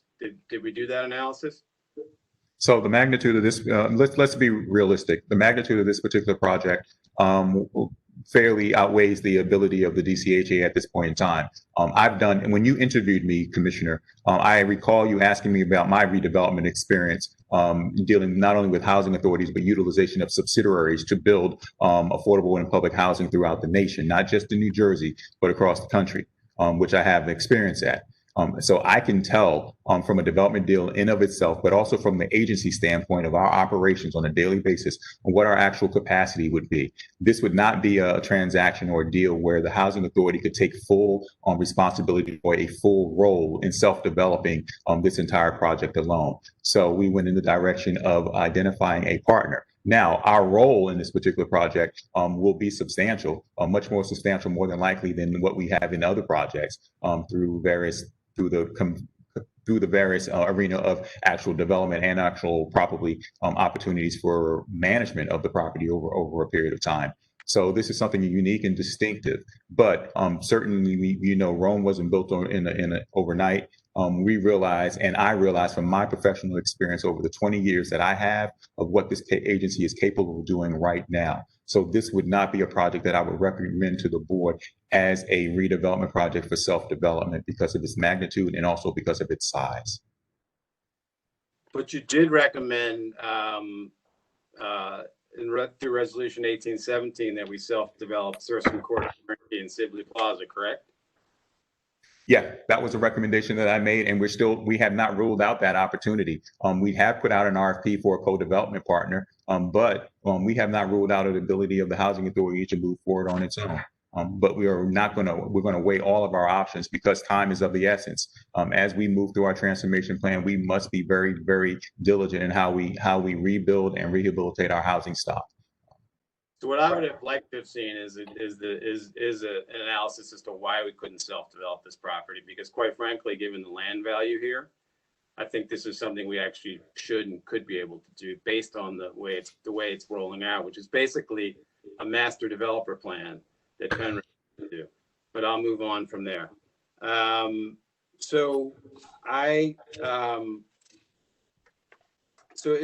It's my understanding, Central, that you're going to do it. Is it like the Arthur Capper deal, where you're going to do it on a site, but you're going to break it up into multiple sites? This will be a multiple phase development. I don't want to say it's like the Arthur Capper deal because the terms of the MDA will be significantly different.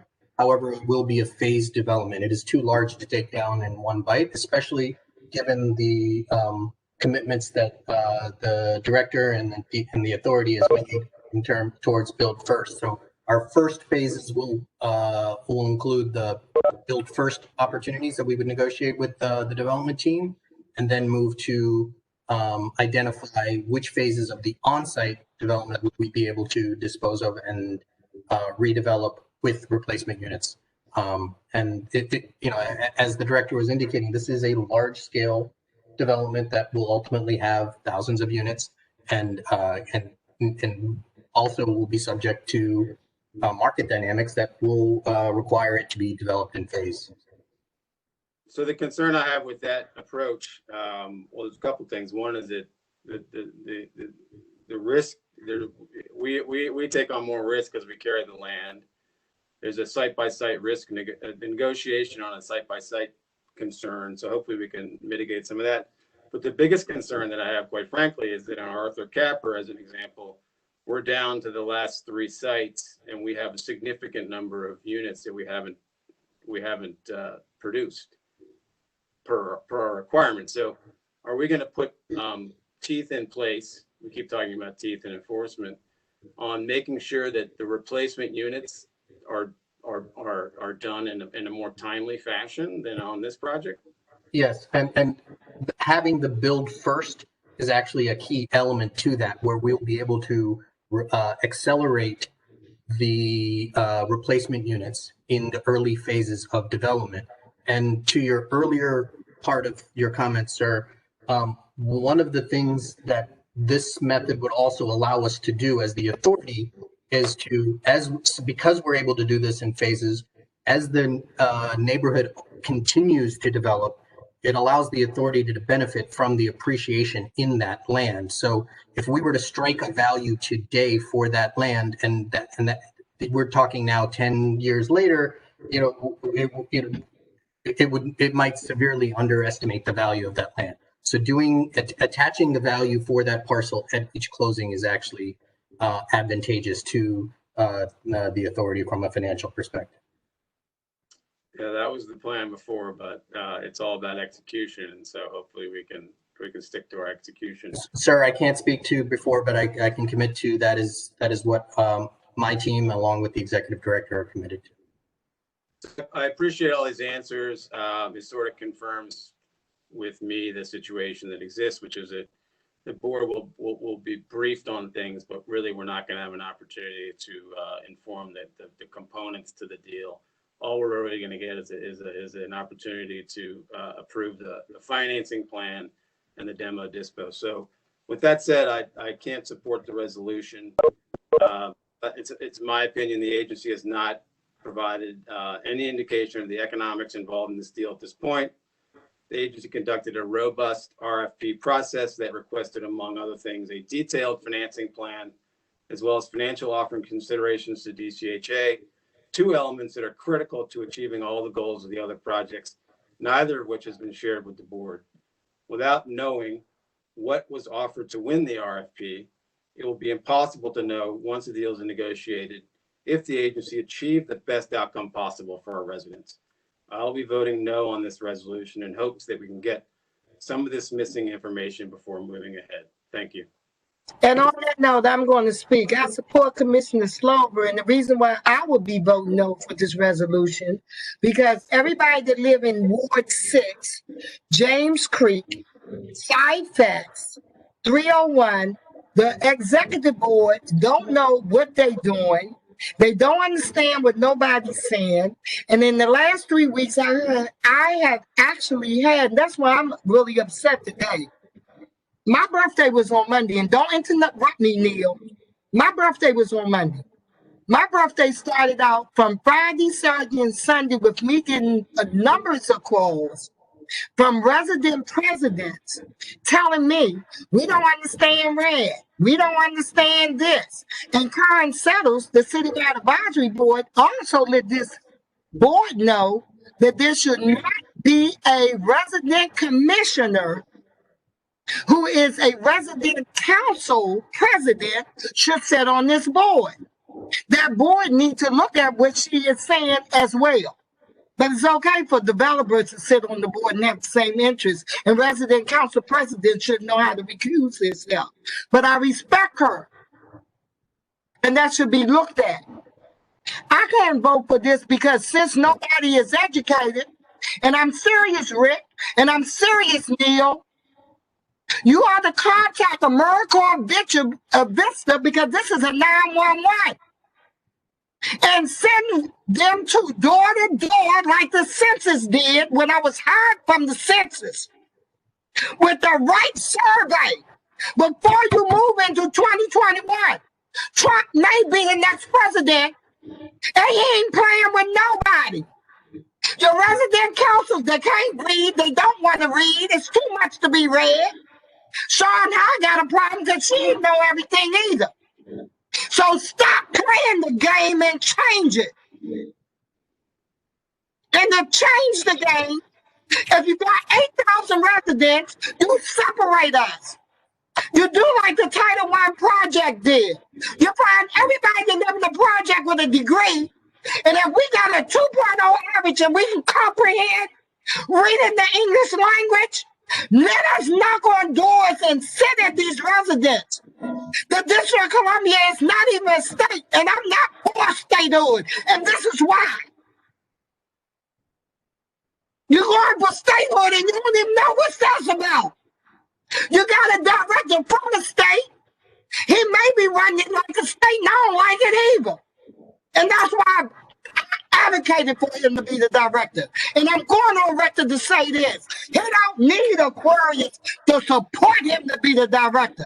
Aquarius will not vote for him to be the director. And if he becomes the director, he will become on his own merits.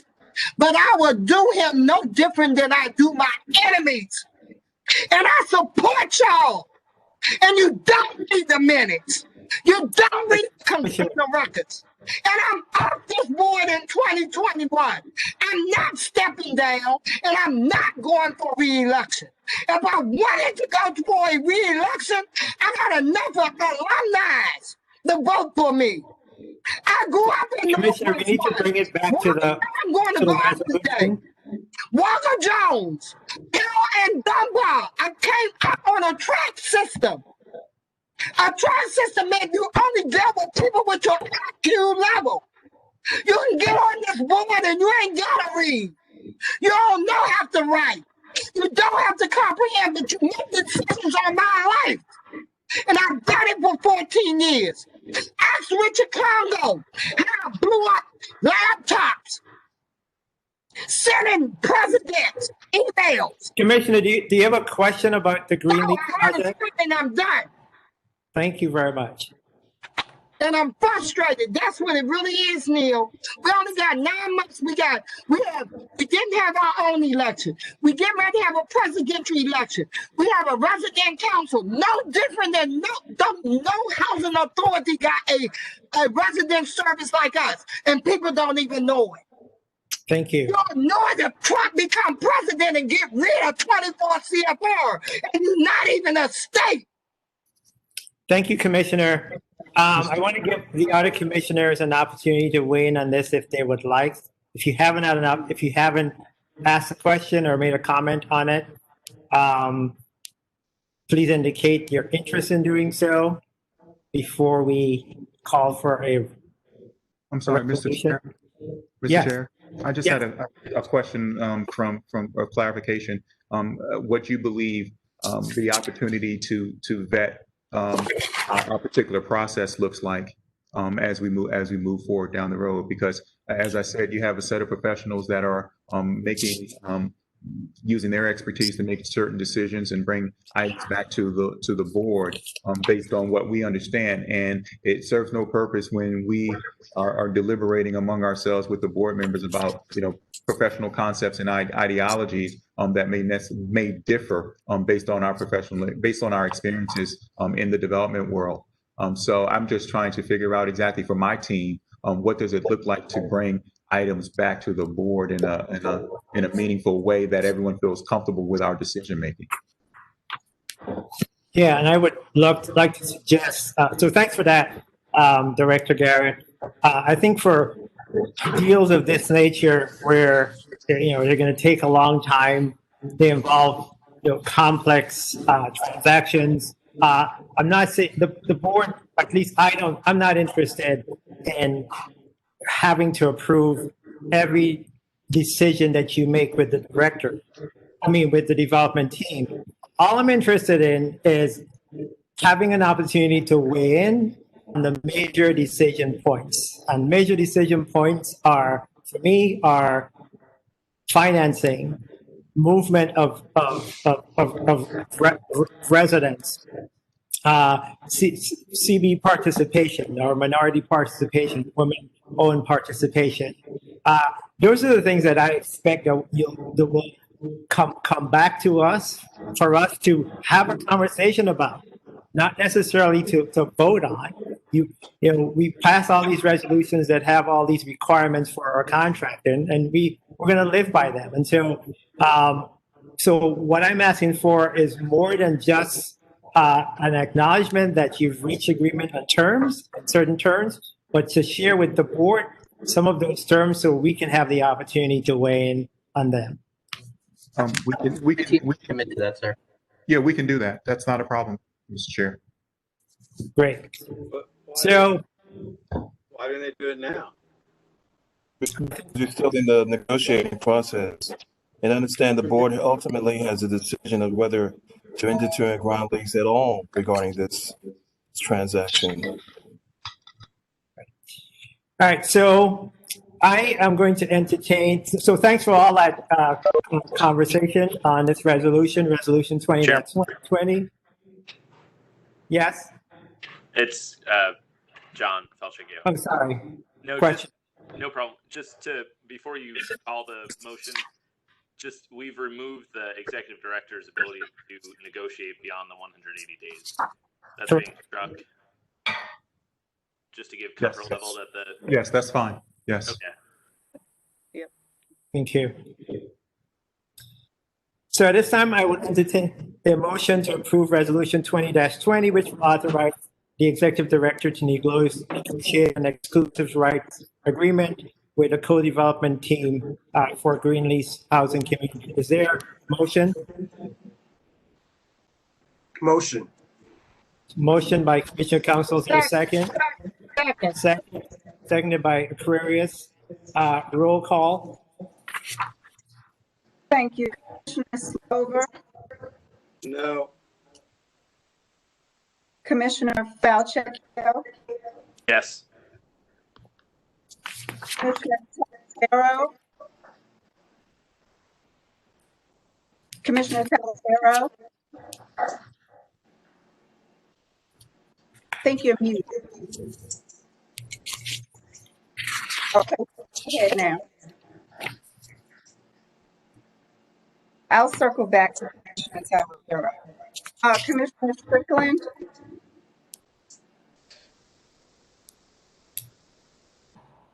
Commissioner Strickland, Yes. thank you. Commissioner Ortiz-Gal, Commissioner, you're muted as well. Yes. Thank you.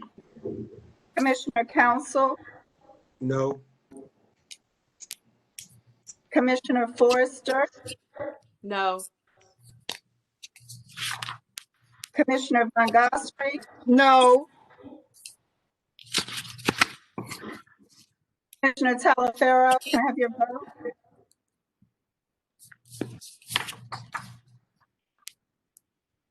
Mute. Can you hear me now? Yes, I can hear you now. I vote no. Chairman Albert. Yes. You have 4 yes, 5 no. The resolution is not approved.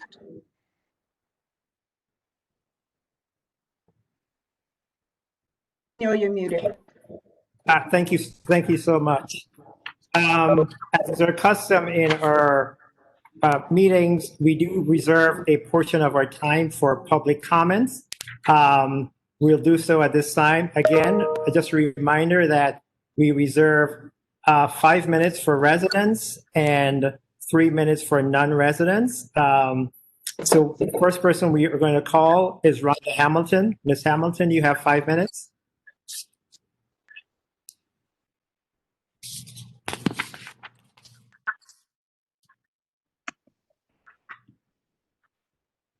Hello. Go ahead, I did ask, yeah, I know I have 5 minutes, but I did ask for.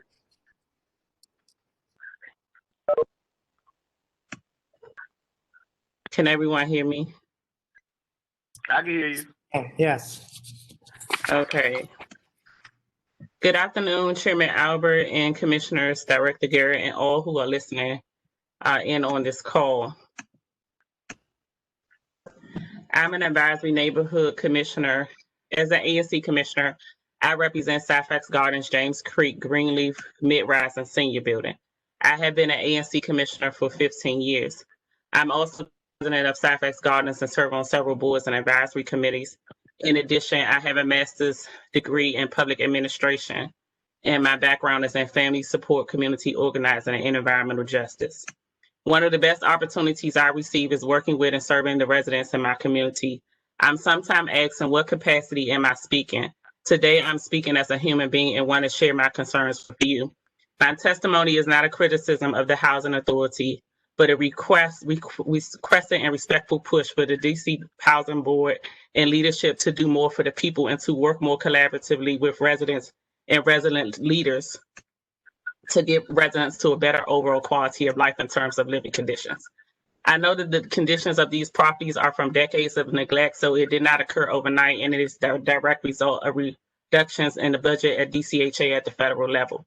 I appreciate the managers who work with me, including Samaja Watson and LaJuan Sly. They respond to my concerns, and I'm grateful for the efforts that they have made to assist residents in this pandemic. I also appreciate the recent engagement by Mr. Williams, including the recent meeting that we had with him and other resident council leaders. One of my biggest concerns is that there are household pets, dogs and cats in this city who live in better housing and environmental conditions than children and family in public housing. Poor ventilation, lead dust, peeling paint, asbestos, mold, rodents, rats, roaches, mice droppings, walls with water damage, no laundromat, no laundromat to wash contaminated lead clothes, and consistent gun violence is the reality of life for residents in public housing. No one should live under these conditions, but so many do on an everyday, all-day basis. The conditions that we live in as housing residents are sometimes the conditions that contribute to illness, respiratory conditions, respiratory distress, disease, emotional and mental stress, and mortality. Why do our children and families have to live in substandard conditions, and how do we achieve housing equity? I'm tired of my people suffering in these living conditions, dying in these living conditions, being scared to speak out over fear of retaliation, and being treated like second-class citizens in our own city. We have fought too hard as a people to continue to suffer in silence. It's time for more conversations and direct action plans to help human beings move out of these living conditions in these properties, and not just the ones that's slated for redevelopment. Healthy housing should be a right given to every resident in this city. I hope that each one of you on the board think about the decisions that you are making and what impact they are having on residents. Why are we as public housing residents being left out of the process on so many levels as decisions are being made for us and about us that impact our future? It is not fair, it is not right, and needs to change. We should all work together. We should not have to continue to knock on doors that have been purposely closed to us. The resident council leaders have very little opportunity to have input, are not invited to the table more than they are invited to the table, and have not received much support to help residents during this pandemic, to be honest with you. I'm thankful for the courtesy bags that we received, masks, 4 rows of tissue, and a case of water. However, when people are down from a contagious disease, you serve the communities at the highest risk, there needs to be a rapid response and plan put in place immediately to save lives. Even before this pandemic, the life-saving actions that should have been taken, could have been taken, and needed to be done were not done on critical levels. It's time for change and a better plan. Please work with us. At the same time, I'm extremely appreciative for the structures and things that are being put in place by Resident Services under the leadership of Brian Harris and Director Garrett. I think it's going to continue to have positive impacts and help to improve circumstances for a number of residents. I believe that consistency and efforts is what is needed in mobilization and organization of targeted efforts to improve the overall quality of life. What supports are you all putting into place to prepare these complexes for the new normal, the uncertainty of the economy that lies ahead, and why are contractors working on properties not employing residents? Why are rats still running around Greenleaf Extension like invited guests? And what steps can be taken to move these residents out of these deplorable conditions?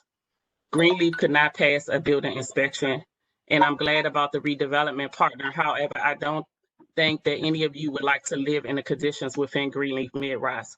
Why should these conditions be accepted and tolerated for residents to live in? And how many residents from Greenleaf were invited to this meeting today? What hope is this board bringing to these families, individuals, and seniors?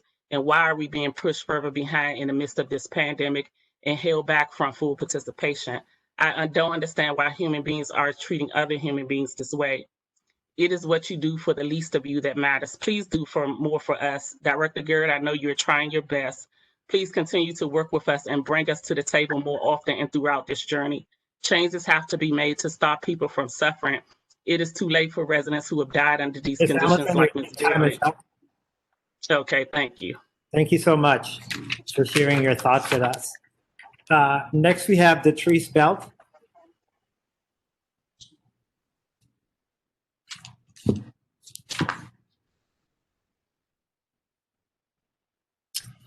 Ms. Belt.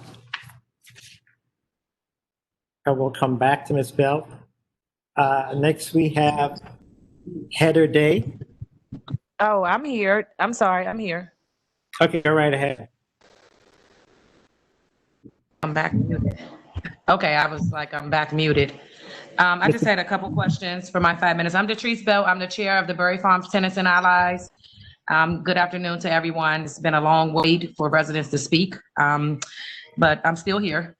I want to know what's happening at Berry Farms, any updates. I know they had a meeting on Zoom about a week ago. I think the developers sent out flyers to most of us, but I wasn't able to join that meeting. And I just wanted to know if you all can pass the question down to the developer somehow, as we're not and talks with them often at all, or if at all. I want to know about storage. Our storage is almost up. They extended it we had 1 year, and then they extended it for another year, and it will be 2021 when the storage is up. For the very few residents that I know that got storage, we're worried about our storage fees being covered throughout this whole thing, and because we do want to return to the property, and we're very concerned about storage, and if at all they can put a storage unit on the property, perhaps, so residents won't be concerned about their valuables and their lifelong possessions that are in storage. Thank you. Thank you very much. Mr. Garrett, who can she follow up with to get responses to her inquiries? Mr. Garrett? Sir, this is, I don't, he might be on mute, but OCP. I apologize. I wasn't able to address those. Yeah, Andre Gould, sorry. Andre Gould. And also, just for your edification, commissioners, we had actually held a farm meeting last week with POA and members of the community, and we'll continue to hold those virtual meetings as we move forward. That meeting was held last Tuesday, I believe, with the Barry Farm residents and POA and the DCHA. So we'll keep doing those meetings and encourage people to participate and sign on. Thank you very much. Heather Day. Good afternoon. Can you hear me? We can hear you. Okay. My name is Heather Day, and I'm a resident at Eldens Road, which is a part of the Melvco Rehab project. We've had a few meetings about redevelopment, and we haven't really gotten any answers. Some meetings we're invited to, some meetings we're not, but the last 2 meetings, we've asked questions, and particular to my program. Myself, along with the host of my neighbors, have concerns about the redevelopment, along with property and program issues. My time here is limited, so I'll read off some of my bullet points, but I'm going to find out who I can send my full testimony to. As I mentioned, I'm in the ABLE program, which is supposed to be a rewards program on the Eldens Road property, which we found out Eldens Road is not in the housing inventory. However, the program, we're supposed to have about 5 years to buy a home or whatnot.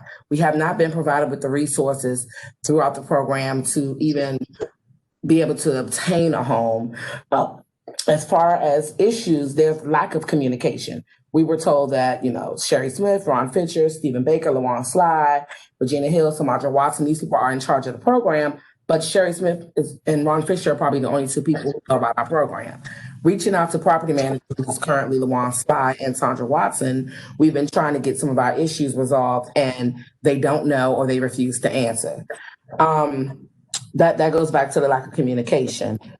We have several issues, from residents to maintenance issues. As far as our maintenance, we have untrained workers who cannot execute the maintenance issues. They tell us, oh, I don't know, or I can't do that, or I'll take a picture, what do you want me to do? As far as reaching out to our area and property management, they aren't assisting us in any way. They're saying call the 1-535-1000. We called, I had to speak with the supervisor because I was on hold for about 2 hours to put in a work ticket. Now, in reference to the work tickets were purged out of the system. Myself and several residents have ticket numbers that aren't in the system anymore, and we've received service request surveys, and the work was never completed. We should not live with holes in our ceilings, our floors, mice, rats, and all types of stuff in our unit. As mentioned by someone else, the animals live better than we do. As far as our property, we have water shut off during the Labor Day weekend that no one had any clue about. We called the command center, we called the water, we called everyone in the city. No one had any idea, yet we saw a DC housing worker and DC water on the property. On Monday, our property manager on Labor Day did not respond nor come to our property to address our issues that we didn't have water for 4 days during COVID. We had to make a phone call and get our councilmember, Trayon White, and Councilwoman at Large, Anita Bonds, on the property on a holiday to assist us with our issues when our property management just pretty much doesn't care. Maybe she was at a cookout, I'm not sure. However, with the RAD program, we have a whole lot of issues, and we want to figure out how do we stop this from moving forward until we find out what's going on. Our program, a lot of our time is up during this program. So if RAD happens on our property, Like, will we be homeless? Like, we don't know where we'll end up or what will happen with our residents on the property. Our biggest issue is our escrow money. With the ABLE program, our money is going to an escrow account, maintenance account, and a rent account. We have no idea how much money we have. All of our books, all of our ledgers are thrown off. We've been requesting an audit on our accounts because a lot of people are saying that we're delinquent, and we, you know, it may be true, it may not be true. However, we have no idea how much because we're getting different ledgers. So we're trying to request that information. We're trying to actually, you know, buy a home or get off the property because we're so sick of it being neglected. And we have no one to talk to. When we try to reach out to find out who's in charge of our program, they'll send us a list. We ask a question. These are people who don't have any knowledge of our program.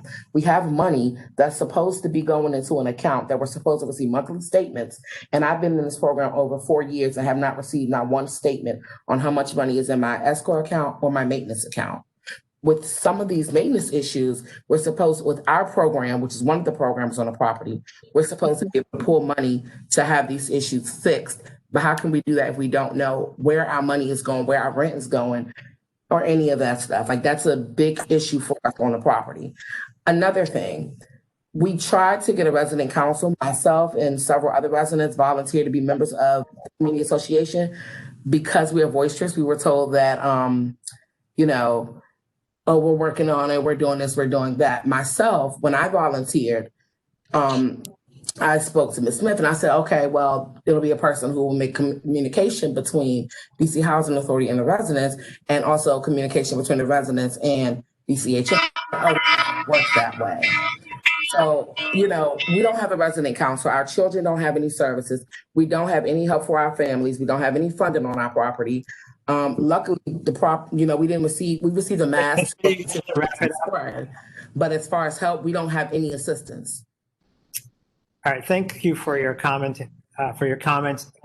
Director Garrett, who should Ms. Day follow up with? She has a number of very serious concerns. I'd like for her to have a conversation with someone on your team. So could you make a recommendation? It would be Mr. Williams, Senior Vice President for PMO. Mr. Williams, do you know how to be in touch with Ms. Day? I do know how to be in touch with Ms. Day, but I do know how to be in touch with her. I will follow up with her after the call. Okay, thank you so much. Next up is Karen Sellers. Ms. Sells?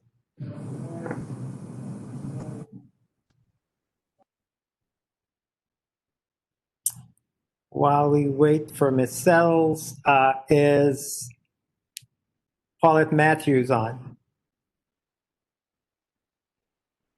Yes, I'm on. Go ahead, Paulette.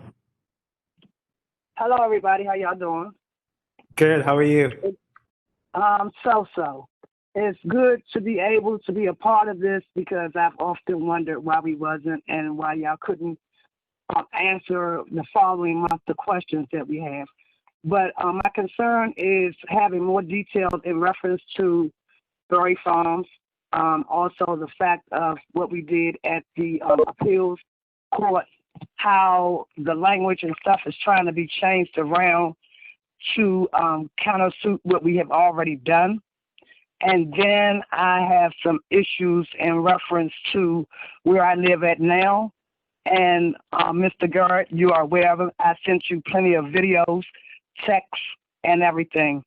Ms. Hightower is aware of it, and all your staff, in reference to my dog enclosure and the fact that my dogs are escaping, and the concern that I had about that, because at the beginning, in the middle, and the end of the day, my concern was the residents' safety as well as my dogs.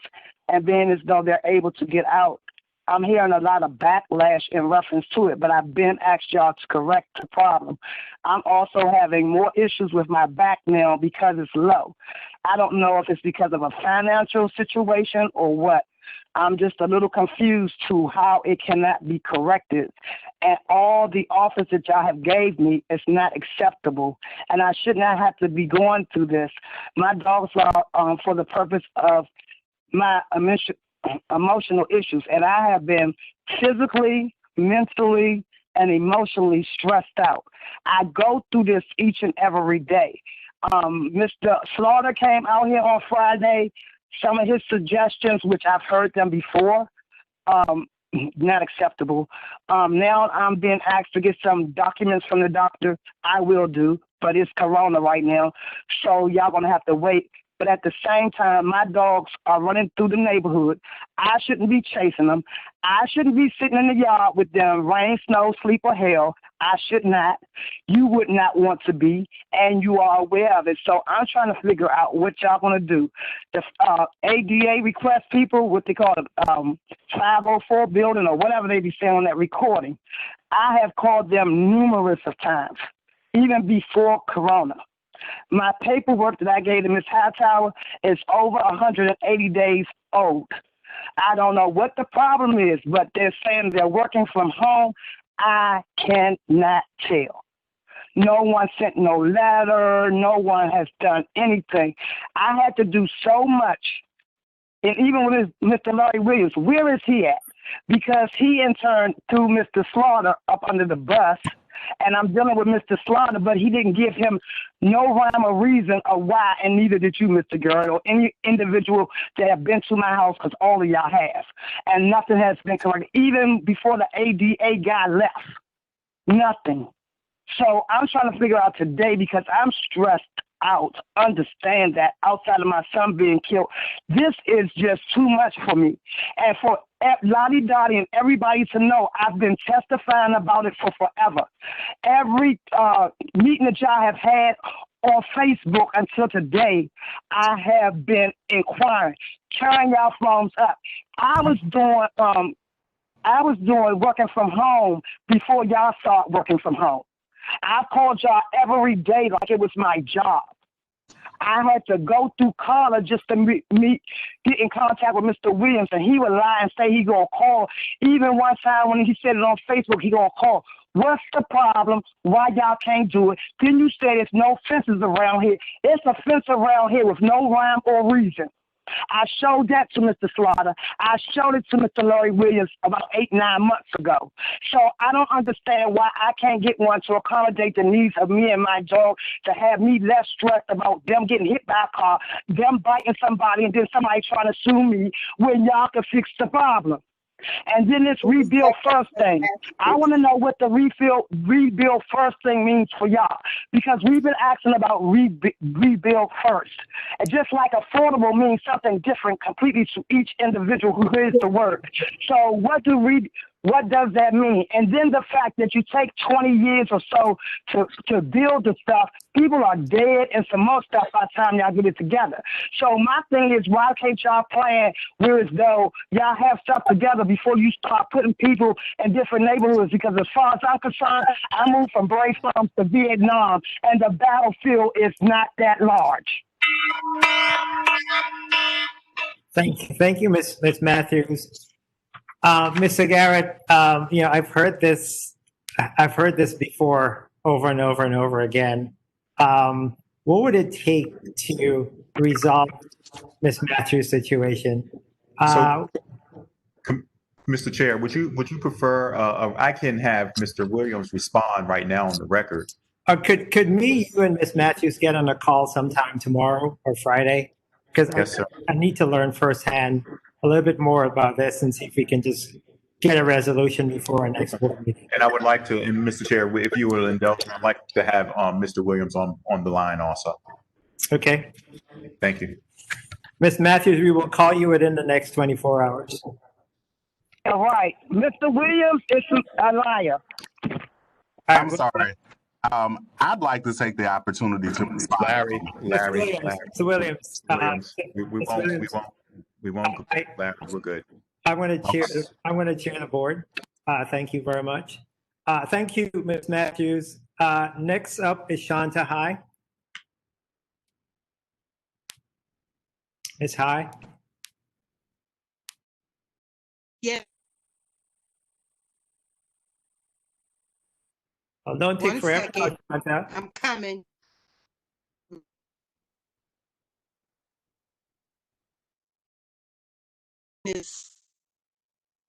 somebody was supposed to have been getting us some Hey, internet hey, hey, connection. hey. Let's just get to the testimony here, Shanta. Good to see you. To commissioners for the opportunity to speak to the business side, the council at Park president. I want to speak on the egregious behavior of both DMPED and the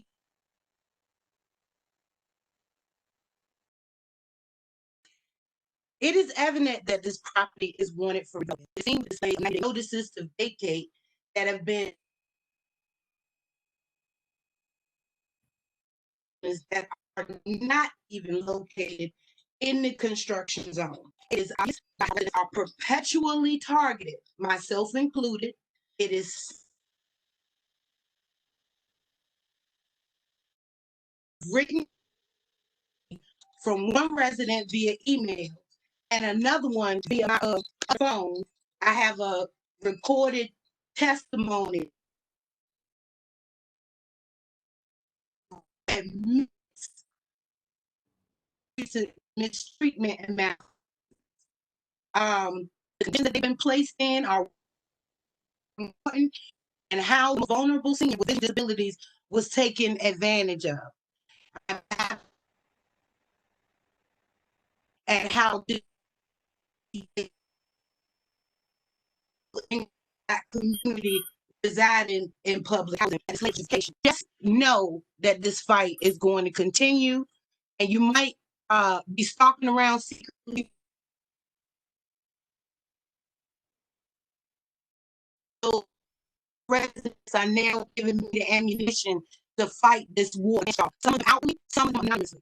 I asked you in the beginning to work with me. Happy if you went against a warrior woman of God. Your whole plan has failed, your system is falling apart, and you're desperate to do something to make turn to something, some kind of miracle.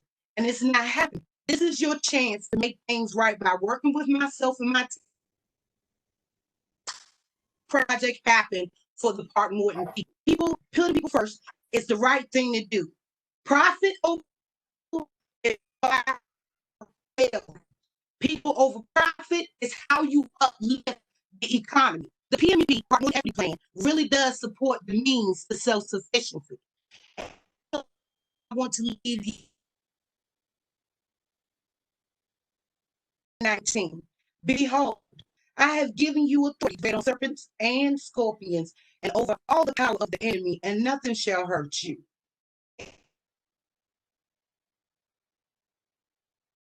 14:14. The Lord will fight for you, and you have only to be silent. End quote. I am Miss High.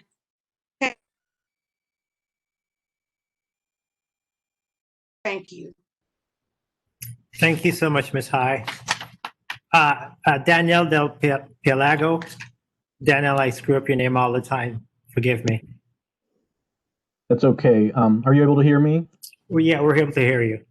Great. My name is Daniel Del Pielago. I work with Empower DC. I'm an organizer with Empower DC. I work along with several of the residents that you've just heard.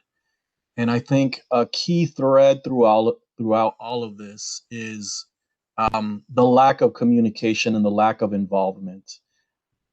Detrice Belt and Paulette Matthews brought up the issue of what's happening at Berry Farm. It's our understanding that the Office of Planning is seeking a zoning change. They want to create the Berry Farm zone. I'm looking here at the report from September 14th, the transcript, which where the Office of Planning presents this plan to the Office of Planning, and Commissioner Hood, if you allow me, says, I'm going to ask it anyway because I think it's very important, but have we, Mr. Brown Roberts, who's a representative of the Office of Planning, have we been talking to the residents about this? Do they know about what's being proposed? Mr. Excuse me.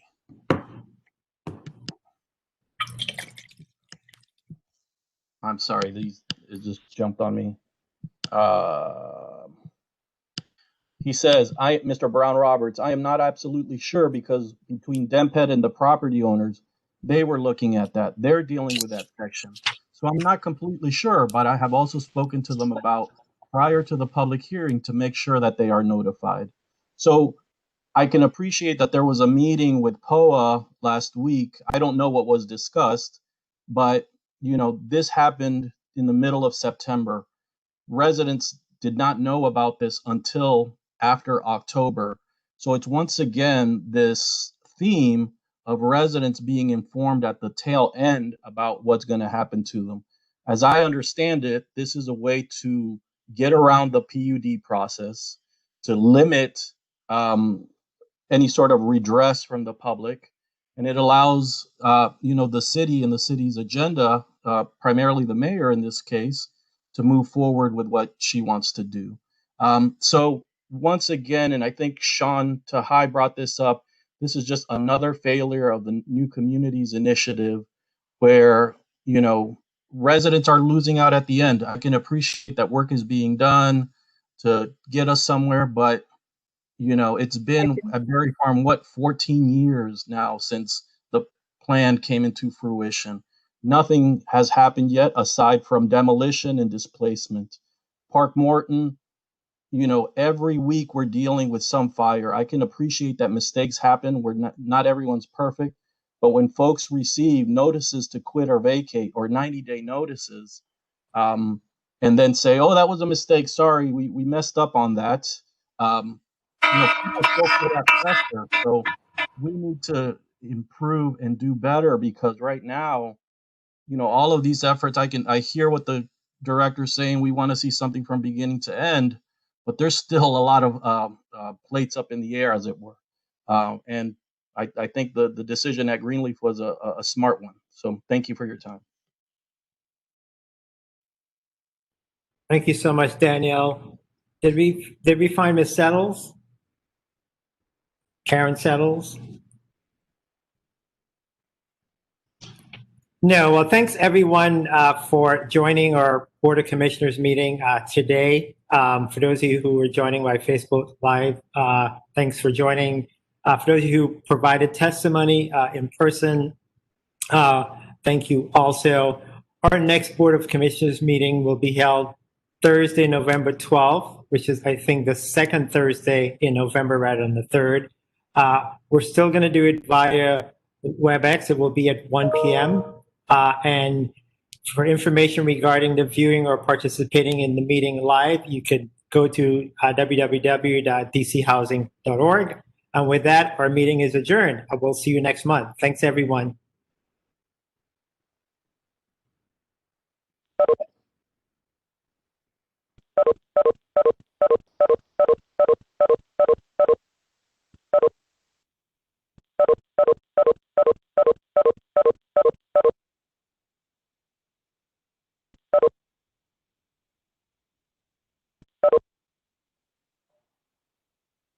Jake, did you need any clarity on any names? Yes, if you could tell me Miss High's first name. Let me spell it out.